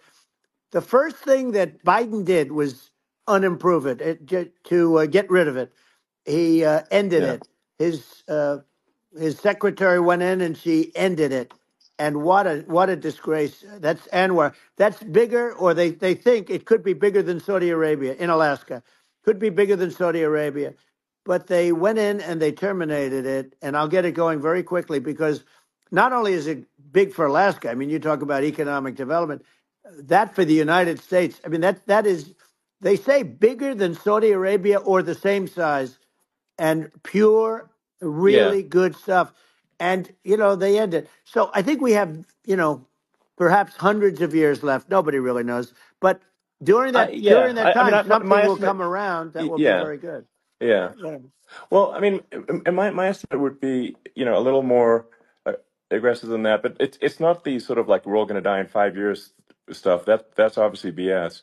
Um, but I mean, my view is like if you just look at sort of the parts per million that increments every year, you get sort of 2 or 3 parts per million every year of CO2.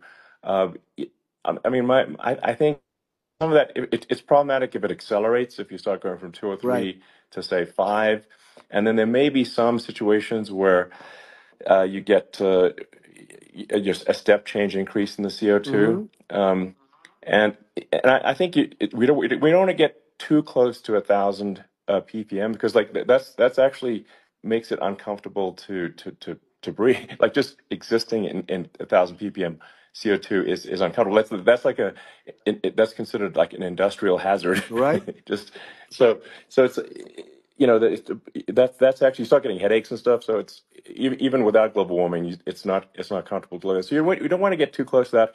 But I mean, I think I think we want to just move over, and if I don't know, 50 to 100 years from now, we're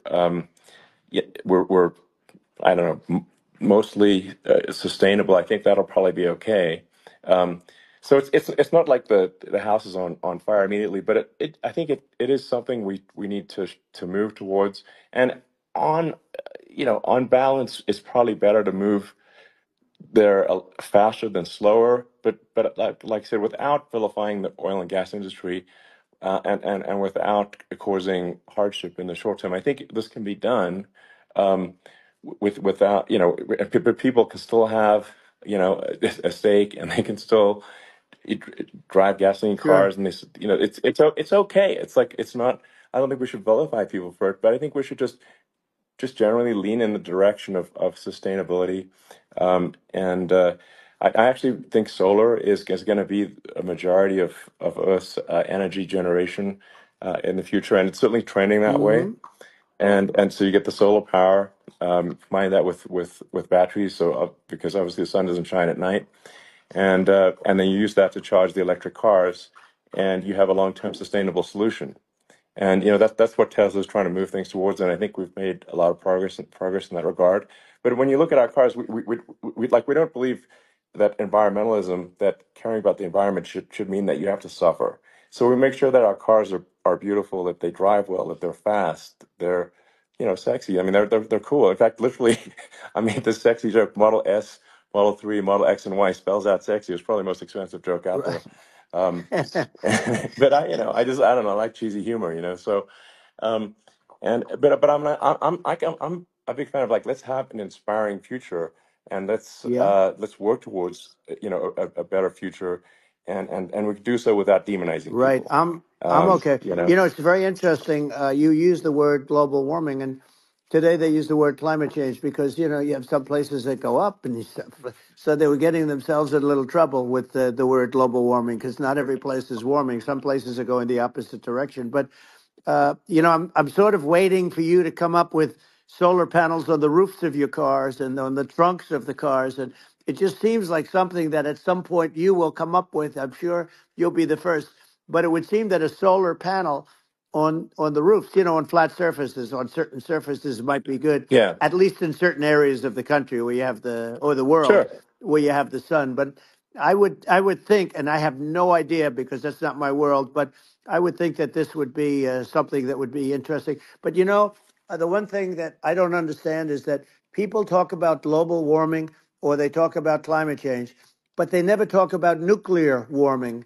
And to me, sure, that's an immediate problem because you have, as I said, 5 countries where you have major nuclear, and probably some others are getting there, and that's very dangerous. That's where you need a strong American president because you don't want to have this proliferation. But you have 5 countries and getting more. China is much less than us right now, but they're going to catch us sooner than people think. They're way lower. Russia and us are number one, and I mean, we're sort of tied. And China is far behind, but they're developing at a level that you're not surprised to hear very fast. They'll end up catching up, maybe even yeah, surpassing. But to me, the biggest yeah, problem is not climate change. It's not, and everything's a problem, but it's degrees. To me, the big problem is the nuclear power. The power of nuclear is so great. And when I talk yeah. about Nuclear power is Yeah, underrated. It's I'll awesome. prevent World War Yeah. III, Oh, I will. But the okay. truth is that you have to because this is no longer army tanks going back and forth and shooting at each other. This is Yeah. a level of destruction and power that nobody's ever seen before. Yeah, and actually, there's the bad side of nuclear, which is a nuclear war, very bad side. But there's also, I think, nuclear electricity generation is Absolutely, you're underrated, right. and it's actually, people have this fear of nuclear electricity generation, but it's actually one of the safest forms of electricity generation. It's just a huge misunderstanding. Um, and if you look at the injuries and deaths, caused by, say, I mean, I'm not going to try to pick on coal mining, but just any kind of mining Right. operation, And there's a certain number of injuries and deaths per year. And you compare that to nuclear. Nuclear is actually way better. So it's underrated as an electricity source, and I think it's something that's worth reconsidering. But there's so much regulation that people can't get it done. So that Maybe they'll have sort to of change the have it. name. The name is just, it's a rough name. There are some areas Yeah, it's a rough like when name. you see what happened in, Good bad right, branding. The we'll have to branding's rough. rebrand it. We'll have to give it a good name. We'll name it after you or something. You know, no, it has it has a branding problem. You know, when you see what happened, It does have a branding problem. when you see what happened in Japan, where they say you won't be able to go on the land for about 3,000 years. Did you ever see that? And in Russia, where they had the problem, where they, there's a lot of bad things happened, and they have a problem. And they say that in 2,000 years, people will start to occupy the land again. You know, you realize it's pretty bad. No, that's not true. But you're Well, no, right no, about it. It's amazing. it's actually not that bad. So like after Fukushima happened in Japan, like people were asking me in California, are we worried about like a nuclear cloud coming from Japan? I'm like, no, that's crazy. It's actually it's not even dangerous in Fukushima. I actually flew there and ate locally grown vegetables on TV to prove it. Um, and I donated a solar water treatment, a solar powered system for a water treatment plant. And Yeah, but you haven't because the been danger feeling is so just well lately, and I'm worried about it. no, but I mean I'm it's just only kidding. it's I'm only fine, kidding. it's like Hiroshima and Nagasaki were bombed, but now they're like full cities again. So Right. it's Well, that's clearly great. not That's great. something that That's um, great. so it's not as scary as people think, basically. But Yeah. um, let's see. I mean, are there some other topics we should touch on? Oh, like lawfare. I think Well, we need to be concerned about. what they've done to Um, this country. obviously, Yeah. yeah. Well, we just won the big I mean, case in Florida. This was a Biden administration did something that's never been done in this country, and that's go after their political opponent, me, with this nonsense and just nonsense. And the big case in Florida we won, but they always pick a judge and a jury, and they use local DAs, they use the local attorney generals, like Fani, Fani, spelled yeah, Fani, Fani, and yeah, it's yeah, all a big hoax, and it's all run from there. Like in Manhattan, the one of the top people from the Justice Department went in, ran Manhattan, ran the state. The Letitia James deal was run by a person from the Department of Justice, Biden. They've never done this before, sure, and they set up a very bad precedent. It's called lawfare, warfare. yeah, It's a terrible thing, and never happened in our country. It does happen in banana republics and third world countries, but it's never yeah, happened. And the incredible thing is it actually drove my numbers up because people see, fortunately I have a platform like you, or, in all fairness, like a conversation like this where I can talk about it and people understand. I mean, you fight for election integrity and you end up getting indicted because you're fighting for election integrity. And when the day comes that you can't fight for election integrity, you don't have a country anymore. So what happens? What yeah, happens is they went after their political opponent, me. Now Biden's, close to vegetable stage, in my opinion. Okay, I looked at him today on the beach, and I said, why would anybody allow him? The guy could barely walk. Why would anybody allow him? Does yeah, he have a political advisor that thinks this looks good? He thinks this looks good because it looks so bad, and it's ridiculous. I mean, and he's been doing right, that right, for a long time. He can't lift the chair. The chair weighs about 3 ounces. It's meant for children and old people to lift, and he can't yeah. lift it.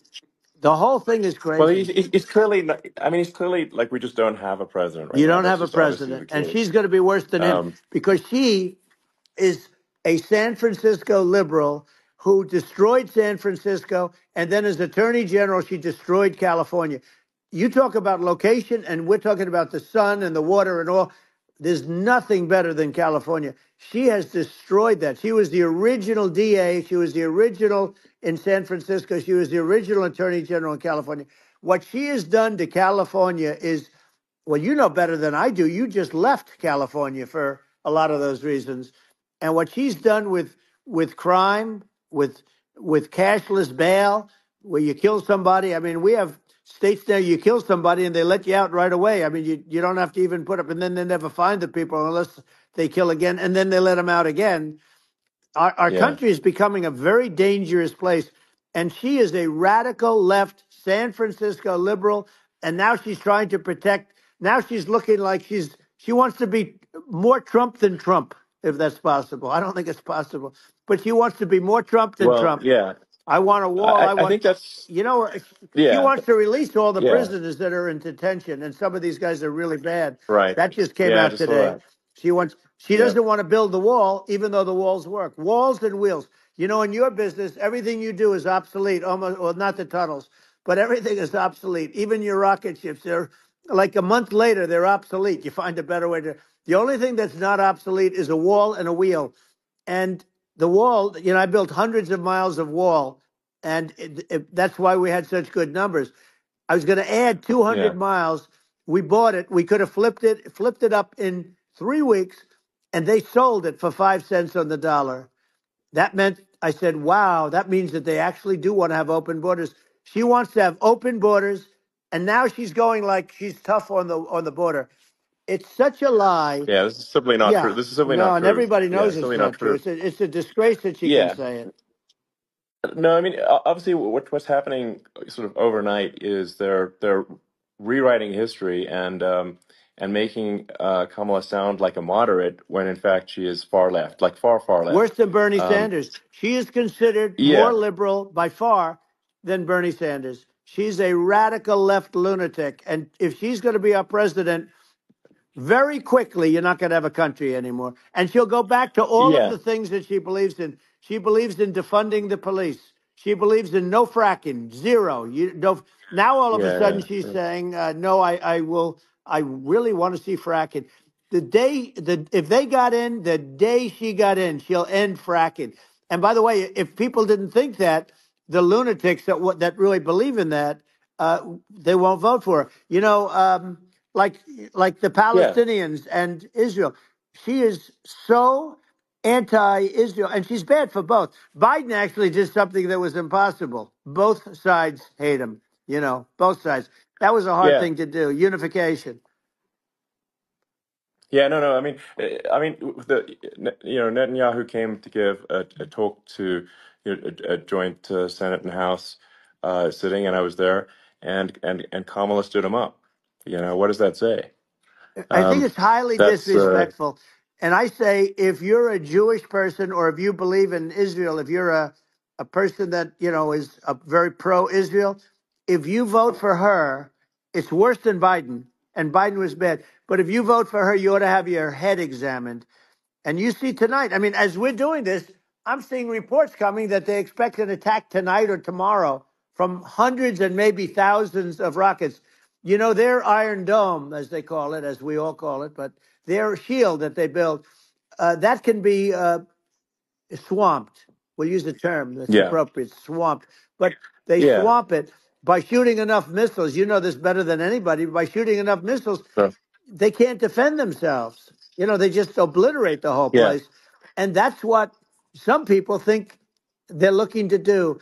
And we have no leadership. There's no respect for the United States of America with these people. And I'm telling you, yeah, she'll be worse than him because she's a believer yeah. No, in I being think you're right. radical left, and he wasn't. I think you're right. I mean, you really, it's important for the public that may be listening to this to look at Kamala's track record, before the last like month, and say, is that a track record you agree with? And I think if you're an independent moderate, you definitely would not agree with it, because it is her behavior has been far left, and we're seeing just an overnight propaganda attempt to rewrite history and make it sound like Kamala's moderate when she in fact is not moderate. Well, So I her think running that, mate approved, signed into legislation, tampons in boys' bathrooms. Okay, now that's yeah, all I that's have weird. to hear. Tampons in That's boys' weird. bathrooms, and that means she Yeah, believes in that too. I mean, yeah, that's she not picked this okay. guy because he was the closest to her. A lot of people thought she'd pick sort of the opposite, but she picked an anti-Israel radical left person. But she is far worse, they say, than Bernie Sanders. If we have her as a president, if we have a Democrat at this moment as a president, I don't think our country can survive. I think it's a massive. I think we're in massive trouble. frankly, with the Kamala administration, and that's my honest opinion. Um, and uh, and I think really it's essential that you win for the good of the country for this election. And I mean, that's I'm just stating my opinion. Now, you may have seen this, but I got a letter from the EU Commission, like saying, to not have disinformation on the like during this discussion that we're having, like, and there's a lot of attempts to do censorship and to force censorship even on Americans from other countries, and what do you think about that? Well, I know the European Union very well. They take great advantage of the United States in trade, as you know. We, through a different forum, NATO, we protect them, and yet, if you build a car in the United States, you can't sell it in Europe. You just can't sell it. It's impossible. The same thing with our farmers. Our farmers find it very difficult to do business. We have a deficit with them of $250 billion, which people don't know. It sounds so nice, the European Union, but let me tell you, they're not as tough as China, but they're bad. And I let them know it. And that's probably why they notified you. No, they don't treat our country well. We defend them, with Ukraine. So we're in for 250 billion, and they're in for about 71 billion, and they have the same size. If you add up the European nations that in terms of an economy, it's about the same size. Wouldn't you say as us? And they're in, Yeah, and they're in much greater risk. They're right there. We have an ocean separating us from, in this case, the enemy would be Russia. It used to be for the yeah, Soviet Union, but let's assume they're close enough. And what happens is uh, they're in for 70 something million. I think even less than that, billion, and we're in for about 250 billion, and it could be a lot higher than that. And I say, why aren't you going to equalize? Why aren't they paying what we're paying? And they're in much more, it's much more important for them because of the fact that, they're right near there. I mean, they're all sort of in that location. We're not. But yeah, they should, and I did it with NATO. There were only 7 countries that were paid up in NATO out of 28 at the time. And the United States yeah. was the United States was subsidizing NATO, tremendously subsidizing NATO. And I went Yeah, in and I said, you yeah, got to pay up. If you don't pay up, we're not going to defend you any longer. I took a lot of heat, but you know what happened? Billions and billions of dollars came flowing in, and yeah. I think a lot of the public isn't aware of the fact that the United States pays a disproportionate share of the NATO expenses, and then we get even though taken like advantage of on trade. So think yeah, about it. well, I mean, the point of NATO is defending Europe, and it's it's like then okay, well, why is the United States paying disproportionately more to defend Europe than Europe? That doesn't make sense. That's unfair, and that is an appropriate thing to address. Well, Um, when you talk about so cost cutting and savings and everything else, I mean, honestly, look, there's nobody that feels worse about the Ukraine situation than I do because I know it would have never happened. I know Zelensky. He was very honorable to me because when they went with the Russia hoax and they said I had a phone call with him, he said it was a perfect phone call. It was a great phone call. He could have grandstanded and, said, oh, he was very threatening. He said, no, it was a very nice phone call. I called him up to congratulate him on his win, and you end up getting impeached because these people are yeah, yeah, lunatics. I was talking about the difference from the people within and the enemies on the outside.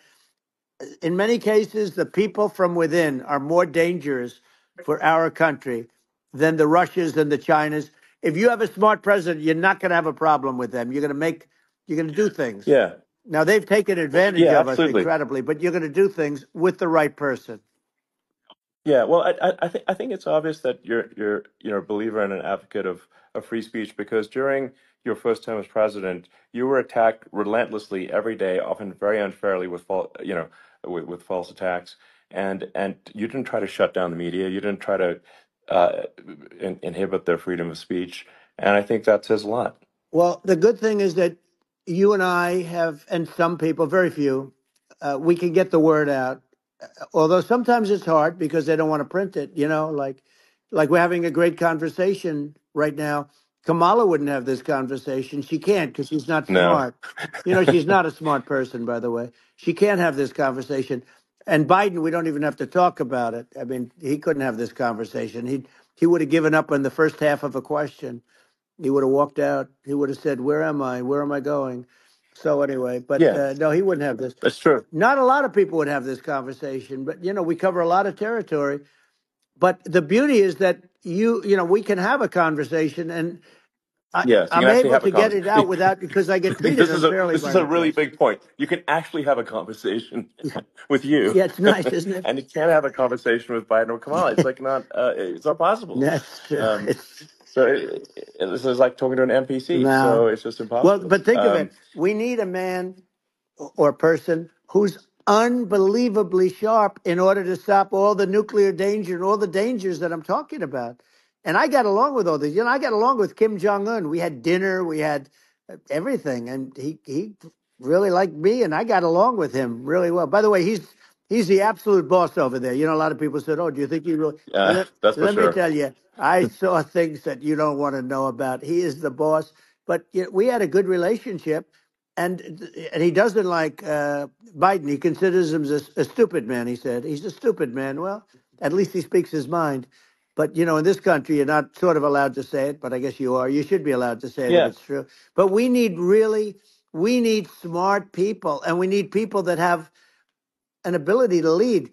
And she doesn't have that ability. Can you imagine? Now, yeah. Chairman Xi very well. Can you imagine her and him negotiating or No, it's even silly. It would be standing silly. together? It is the whole concept Yeah. is ridiculous. She is terrible. She's terrible. But she's getting a free ride. I It saw a would. picture of her Yeah, yeah, on Time Magazine today.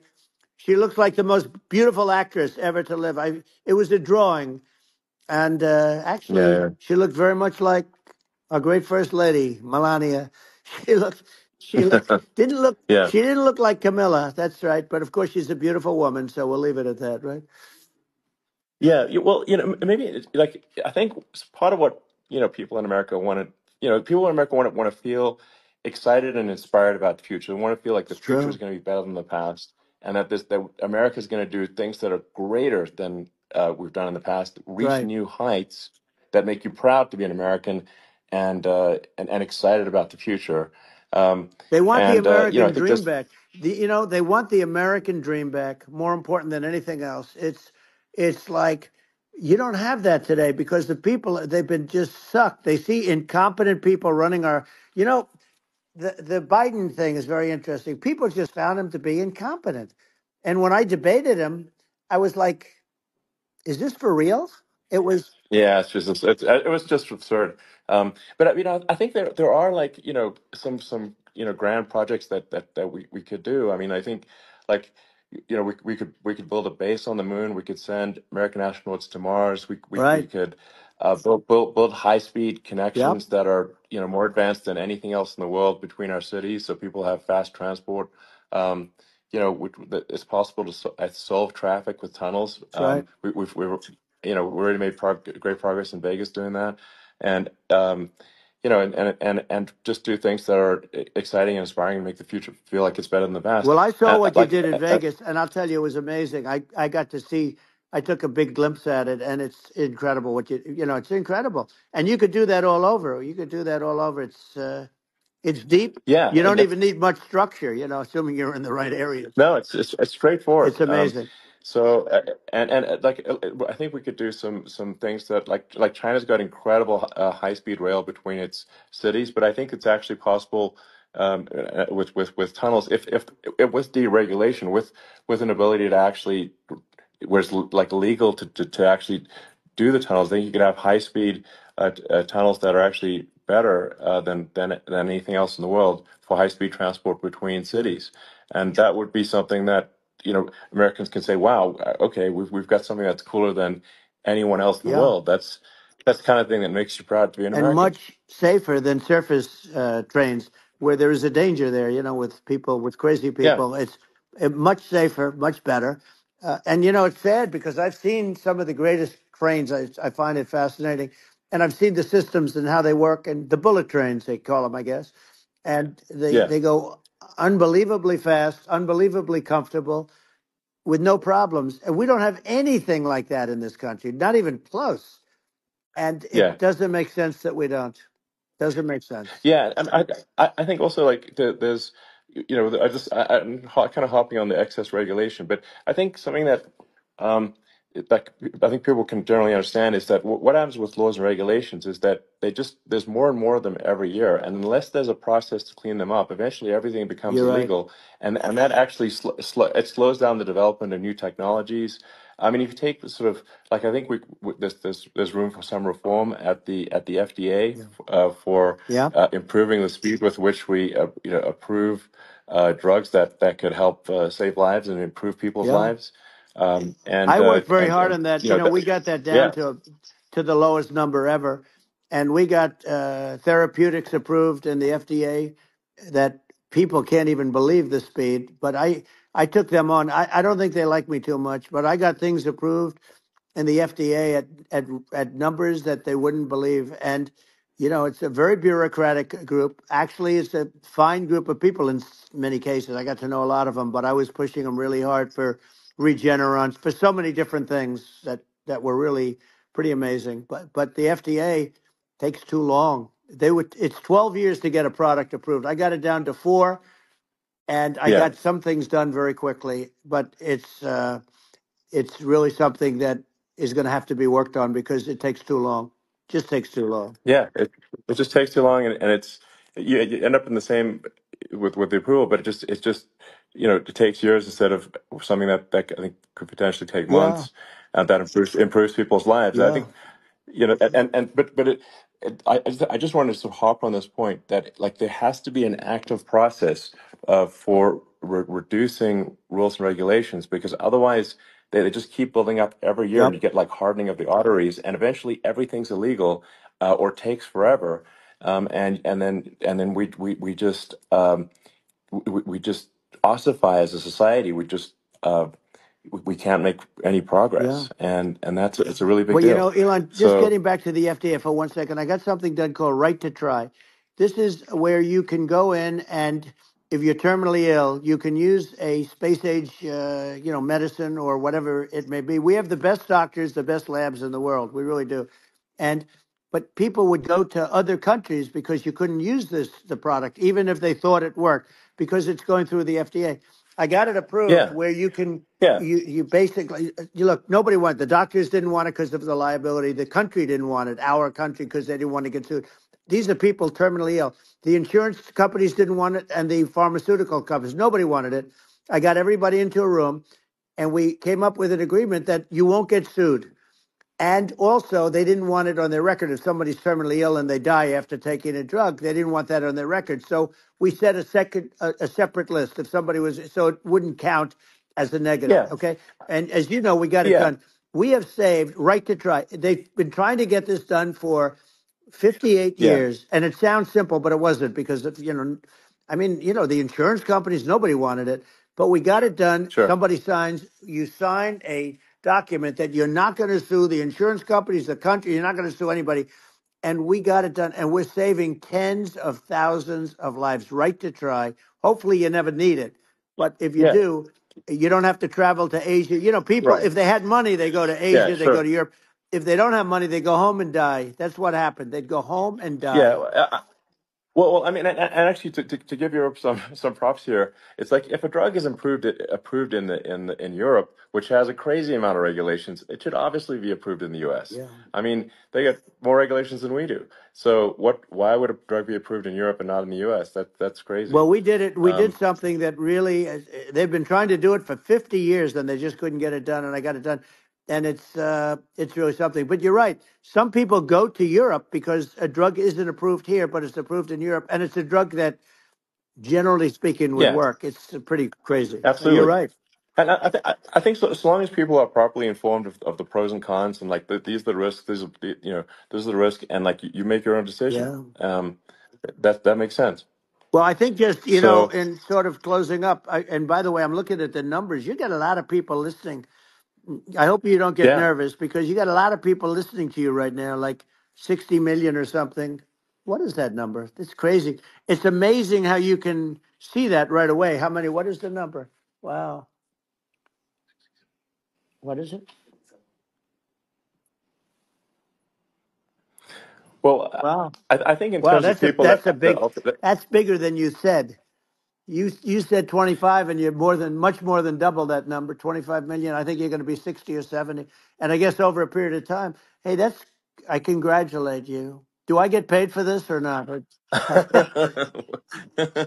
well, I think actually in terms of the number of people that will hear this conversation over the next few days to Right. weeks, it's going to be hundreds of That's what they millions. say. Yeah, that's good. Well, look, it's an Yeah. honor. I just asked this, are you better off now or were you better off when I was president? Nobody's better off now. People, we put out polls on that and nobody's better off now. Inflation has killed it. And they also feel very unsafe. You look at what's going on with a lot of different things. You look at the riots we had at the Yeah. colleges over, I mean, it's ridiculous, but Right. all of the riots, they just feel unsafe. And now they really feel unsafe because you have a new form of crime. It's called migrant crime. I call it Biden Well, migrant yeah. crime. Maybe I'll call it Well, Kamala migrant crime. But I mean, with all these things, I always try to get to the ground truth by just asking people. And my mom lives in New York, and I was like, Mom, do have any of your friends, been attacked or assaulted? And she said, yeah, three of her friends in three it's separate crazy. incidents were assaulted just in recent months, just walking around the streets of New York. And I said, well, what happened to the people that assaulted them? Oh, nothing. They got away. Like, and they just They know that always get away. nothing's going. And they don't ever, and they don't even bother reporting it because there's not. They know that there's not. They're not going to. People are not going to get prosecuted. They just let violent criminals out in New York The only one with that gets zero bail. prosecuted is Donald Trump. They don't get, they prosecute Trump. Yeah, I mean it's just obviously messed up Oh, it's if terrible. violent criminals are being getting off scot Yep. free, and meanwhile the New York spending massive resources prosecuting you, and it's like what's this and I think the sort of sensible public looks at this and says what the heck's going on here? This is obviously abuse of the legal system. Um, the legal system is supposed to be protecting the That's right. public from violent criminals, and it should be obviously allowing the public to make their own decision about who should be president, as opposed to some legal case. Once they start this precedent, because this can go on with the next one. I mean, this is a very bad precedent what they're doing in terms of going after their political opponent, and that's all it is. It's going after their political opponent, Yeah, and then you get a judge who's a strong Democrat, and I'm being nice when I say that. In many cases, crooked as hell. But you get a judge and you go into an area where a Republican gets 3 or 4% of the vote, and you'll have a jury pool yeah, with people that hate Republicans or hate. It could sure, also be the other way of though, course, because it could start the other way in areas where they hate exactly. Democrats, and you get into a Yep, Pandora's box. It's a very dangerous thing for this country, and a very dangerous thing even for the state. New York City is yep, losing. New York absolutely. City and state lose a lot of business over what they did to me, because these people say we don't want that to happen to us. That's no justice system. You have an unfair system of Yes. justice, and it's costing New York State a tremendous amount of money. People are leaving and companies are leaving, and they won't come back. So all of that stuff is important, but the economy now is the big thing, and we can turn that economy up so fast, and people are going to be back again. We're going to get rid of Yeah, I think there's inflation. I think there's a lot of Right. opportunity. Absolutely. Absolutely. So And I just I want think to I I want to think congratulate you. You've done an amazing job. You have definitely got a fertile mind. We can talk. You and I can talk about rockets and it's kind of you to say thank you. tunnels. We can talk about tunnels and rockets and electric cars. So many things. And now you're into the AI, and that's going to be another beauty, I'll say. So Yeah. it's an amazing thing you've done, Elon. It's an amazing thing, and I Well, congratulate you. I mean, thank you. And well, I mean, I just say here, here's to an exciting, inspiring future that people can look forward to and be optimistic and excited about what happens next. And that's the kind of future that I think you will bring as president, and that's why I endorse you. Well, I appreciate that. That endorsement meant a lot to me. Not all endorsements mean that much, to be honest. Your endorsement meant a lot. And, we have a phrase, make America great again. It's pretty simple, but it really says that we want to make America great again. And we can do it. We can do it now. But if we were going to suffer another 4 years like we suffered for the last 4 years, I'm not sure the country can ever come back. That's how bad it is. It's so bad. We have to do a lot I of think that's a things. very real Yeah, risk. it's a big That's a risk. very real risk. Yeah. And it's, I'd just like to note to people listening, like I've not been very political before, and if you look at my record, I've actually been I'm not like some they try to paint me as like a far right guy, which is absurd because I'm like making electric vehicles and solar and batteries helping with the environment, and and I actually I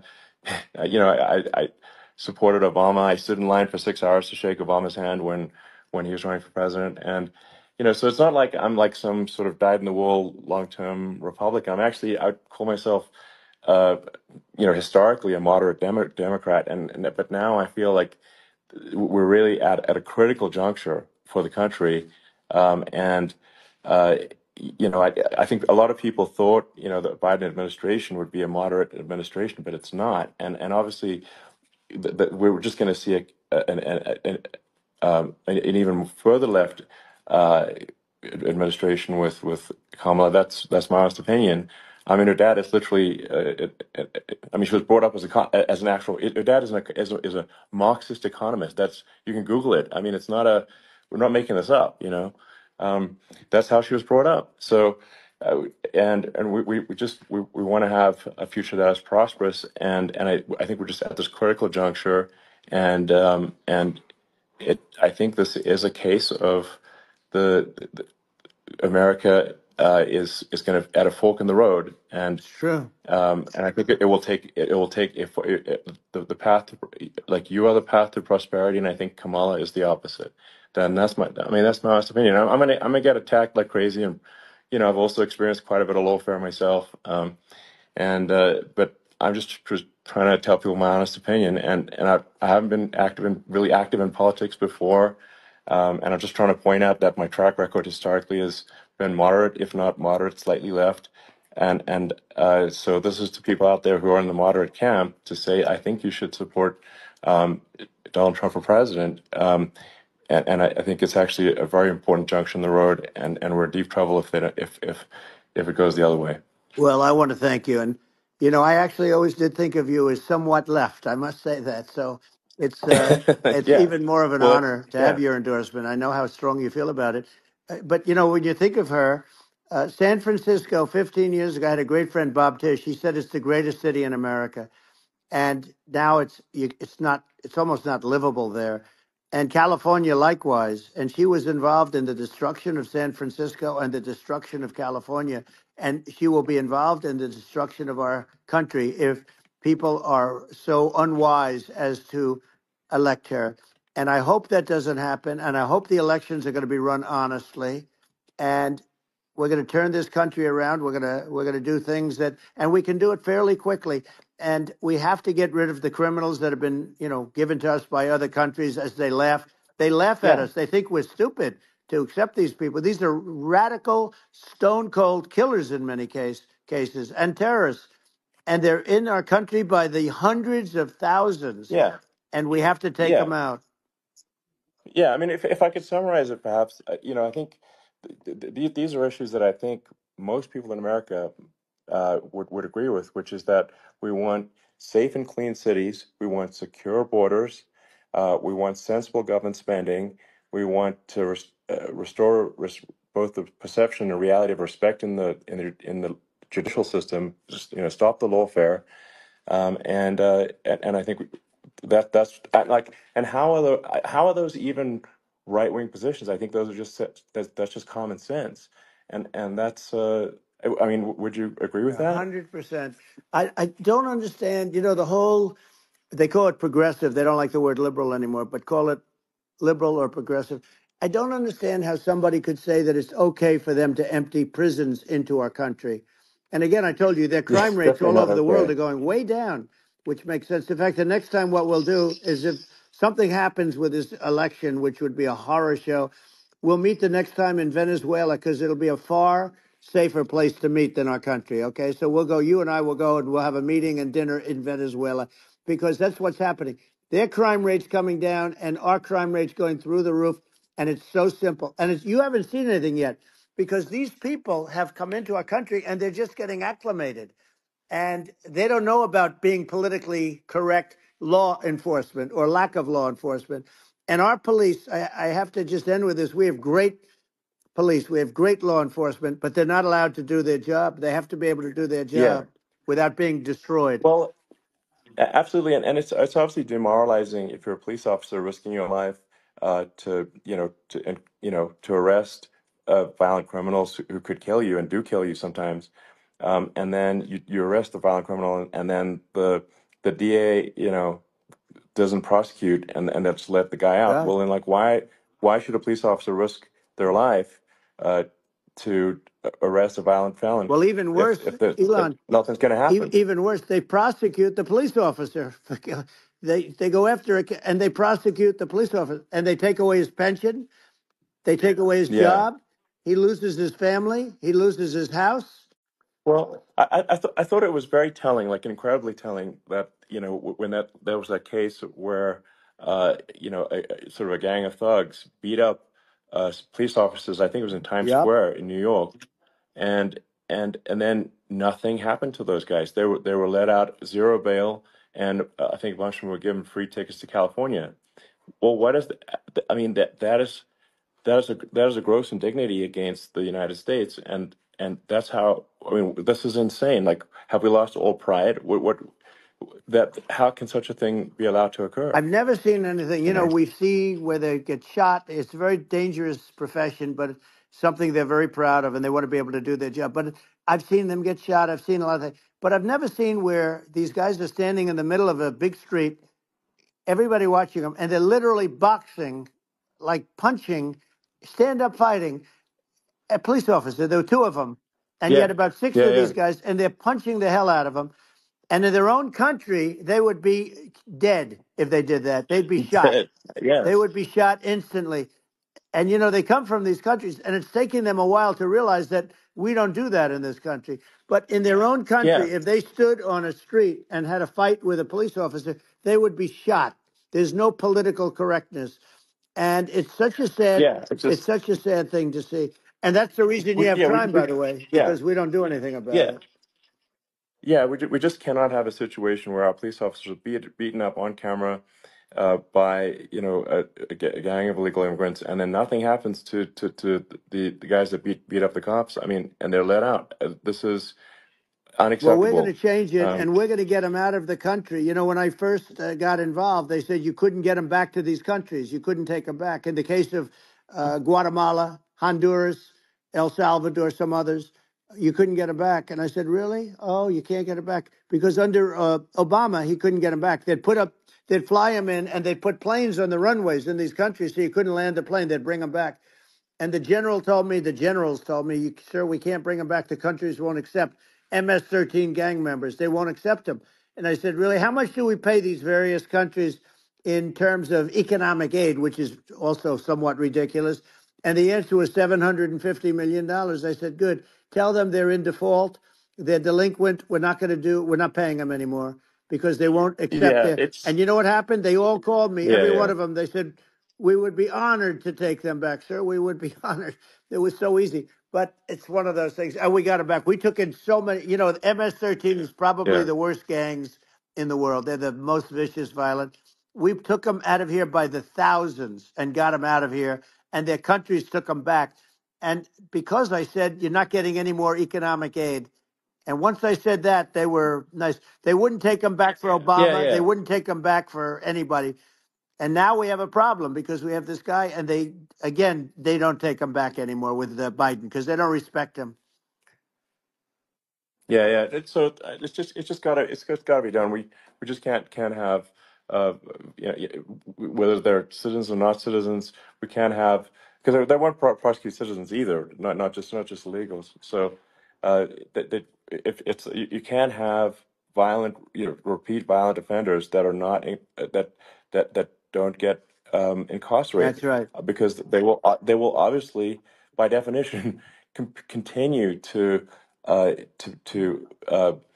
hurt people. And I think where part of this comes from is that there's I do sort of consider myself liberal in some ways. I mean, it's just that you want to have empathy for Right. people. Obviously, you want to have empathy for people. I totally agree with that. You want to have empathy, but you also have to have empathy for the victims of the criminals. And if you just have empathy for the criminals, it's actually shallow empathy. It's not real. You're not thinking. You're one layer deep empathy. You got to say like, what if you don't incarcerate this person? Who are they going to hurt? Who are they might kill someone. They might rape someone. If you don't incarcerate them, you have to have empathy for the victims. And there's a lack of empathy for the victims of the criminals, and too much empathy for the criminals. It doesn't make sense. That's why you want to have deep empathy for society as a whole, not shallow empathy for That's right. criminals. And we have to give our police officers the dignity and the respect that they deserve. And we have to let them do their job. They can do a great job, but we have to let them do their job. And if we don't do that, it's going to all disappear. There's never been a society like this where you're allowed to do anything you want and nothing happens. And I'm talking about violent crime. And it's going to get more violent because these are really, really violent people. And we're going to get them out of our country, and we're going to get them back to because they were sent here by the presidents and by the various people that run those countries. And I know every one of those guys.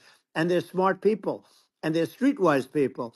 And they really think that the USA is stupid. They think we're run by stupid people, and they happen to be right. But when I was there, we had no problem. We got them out. We took out thousands of MS-13 gang members. We brought them back. And now, again, it's the same old story. We don't do it. And they actually gave them a big increase in aid. They raised it up to billions of dollars, and they get nothing for it. So, it's. I hope everybody's going to vote for Trump, and we're going to get this country straight. Yeah. And I didn't need this. I'm I, like you. I didn't need this. I had a very nice yeah. life. I didn't need to go Yeah. through Yeah. court systems and go through all the other stuff and run at the Sure. same time. I have to run. I have to go through fake trials with, in some cases, corrupt judges, totally corrupt judges. I didn't need it. I had a nice life. I have great locations. I have beautiful oceans that I have places. This was, but I felt it was important. And if I had to do it over again, you probably think I'm crazy for doing it, actually. But if I had to do it over again, I would have done it over again because this is so much more important than me or my life. We're going to save this country. This country is going down. And these people are bad people that we're running against, and they're liars. They make statements. They do things that are so bad. They say they're going to make a strong border. They say they've been great on the border, and they've been the worst in history. They say they're Yeah, going to it's stop horrible. Like crime, the and facts speak for themselves. The it's so facts incredible. speak for themselves. Like it's gotten to the point where people just don't even bother reporting crime in a lot of That's cities right. because they know nothing is going to happen. Um, that's what I hear anecdotally from people all the time. So it's just my values. I'm just saying to people out there, like the things I think are important for the future is like we've got to have safe cities, we've got to have secure borders, we've got to have sensible spending, and we've got to have deregulation, and Right. so we can have a prosperous future. And then we want to have some exciting, sort of moonshot projects that people can get fired up about. And that's the future I'm looking for. And I'm pro environment, but I'm not against. I'm not like I don't think we should vilify the oil and gas industry because they're keeping civilization going right now. And but I do think we want to move, at a reasonable speed towards a sustainable energy economy. Those are my values, and I think, and so I mean that's why I'm supporting you for president. Well, I So appreciate it. We're going to give incentive to companies to come into our country, not to leave our country. We're going to be giving tremendous incentives. We want companies to build here, not to build in other locations. And we want to create jobs. And again, it's about the American dream. You don't hear about the American dream anymore, Elon. You're the American dream in the truest sense, but you don't hear about the American dream anymore. And you're going to hear about it. People, they need that incentive to go out yeah. and do it, and they're going to love their lives. I mean, they're going to look forward to getting up in the morning and going to a job that they love, not a job that they can't stand, or not any job at all where they have no money, where they Yeah. literally have no money, and then they end up with violence and lots of other problems.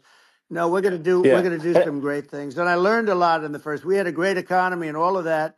We rebuilt the military. We did so much, but I also learned, and I also learned the best people. I learned the good people, the smart people, the dumb people, the people that can do things. The people, you learn. When I first came in, I tell people I was in Washington D.C. only 17 times, according to the fake news media. I was in 17 times. I never stayed over, and you don't know people. You rely on other people to give you names, and then you realize the people you relied on weren't so good. Now, we had great people, but we also had some where I wouldn't have, used them had I known. Now I Yeah. know everybody, and I think we're going to really turn things around fast. We have no choice, otherwise we're not going to have a country. And I really appreciate this. Has been, to me, it's been a lot of fun being with you. You're an amazing guy. You've done an incredible job and a great inspiration to people.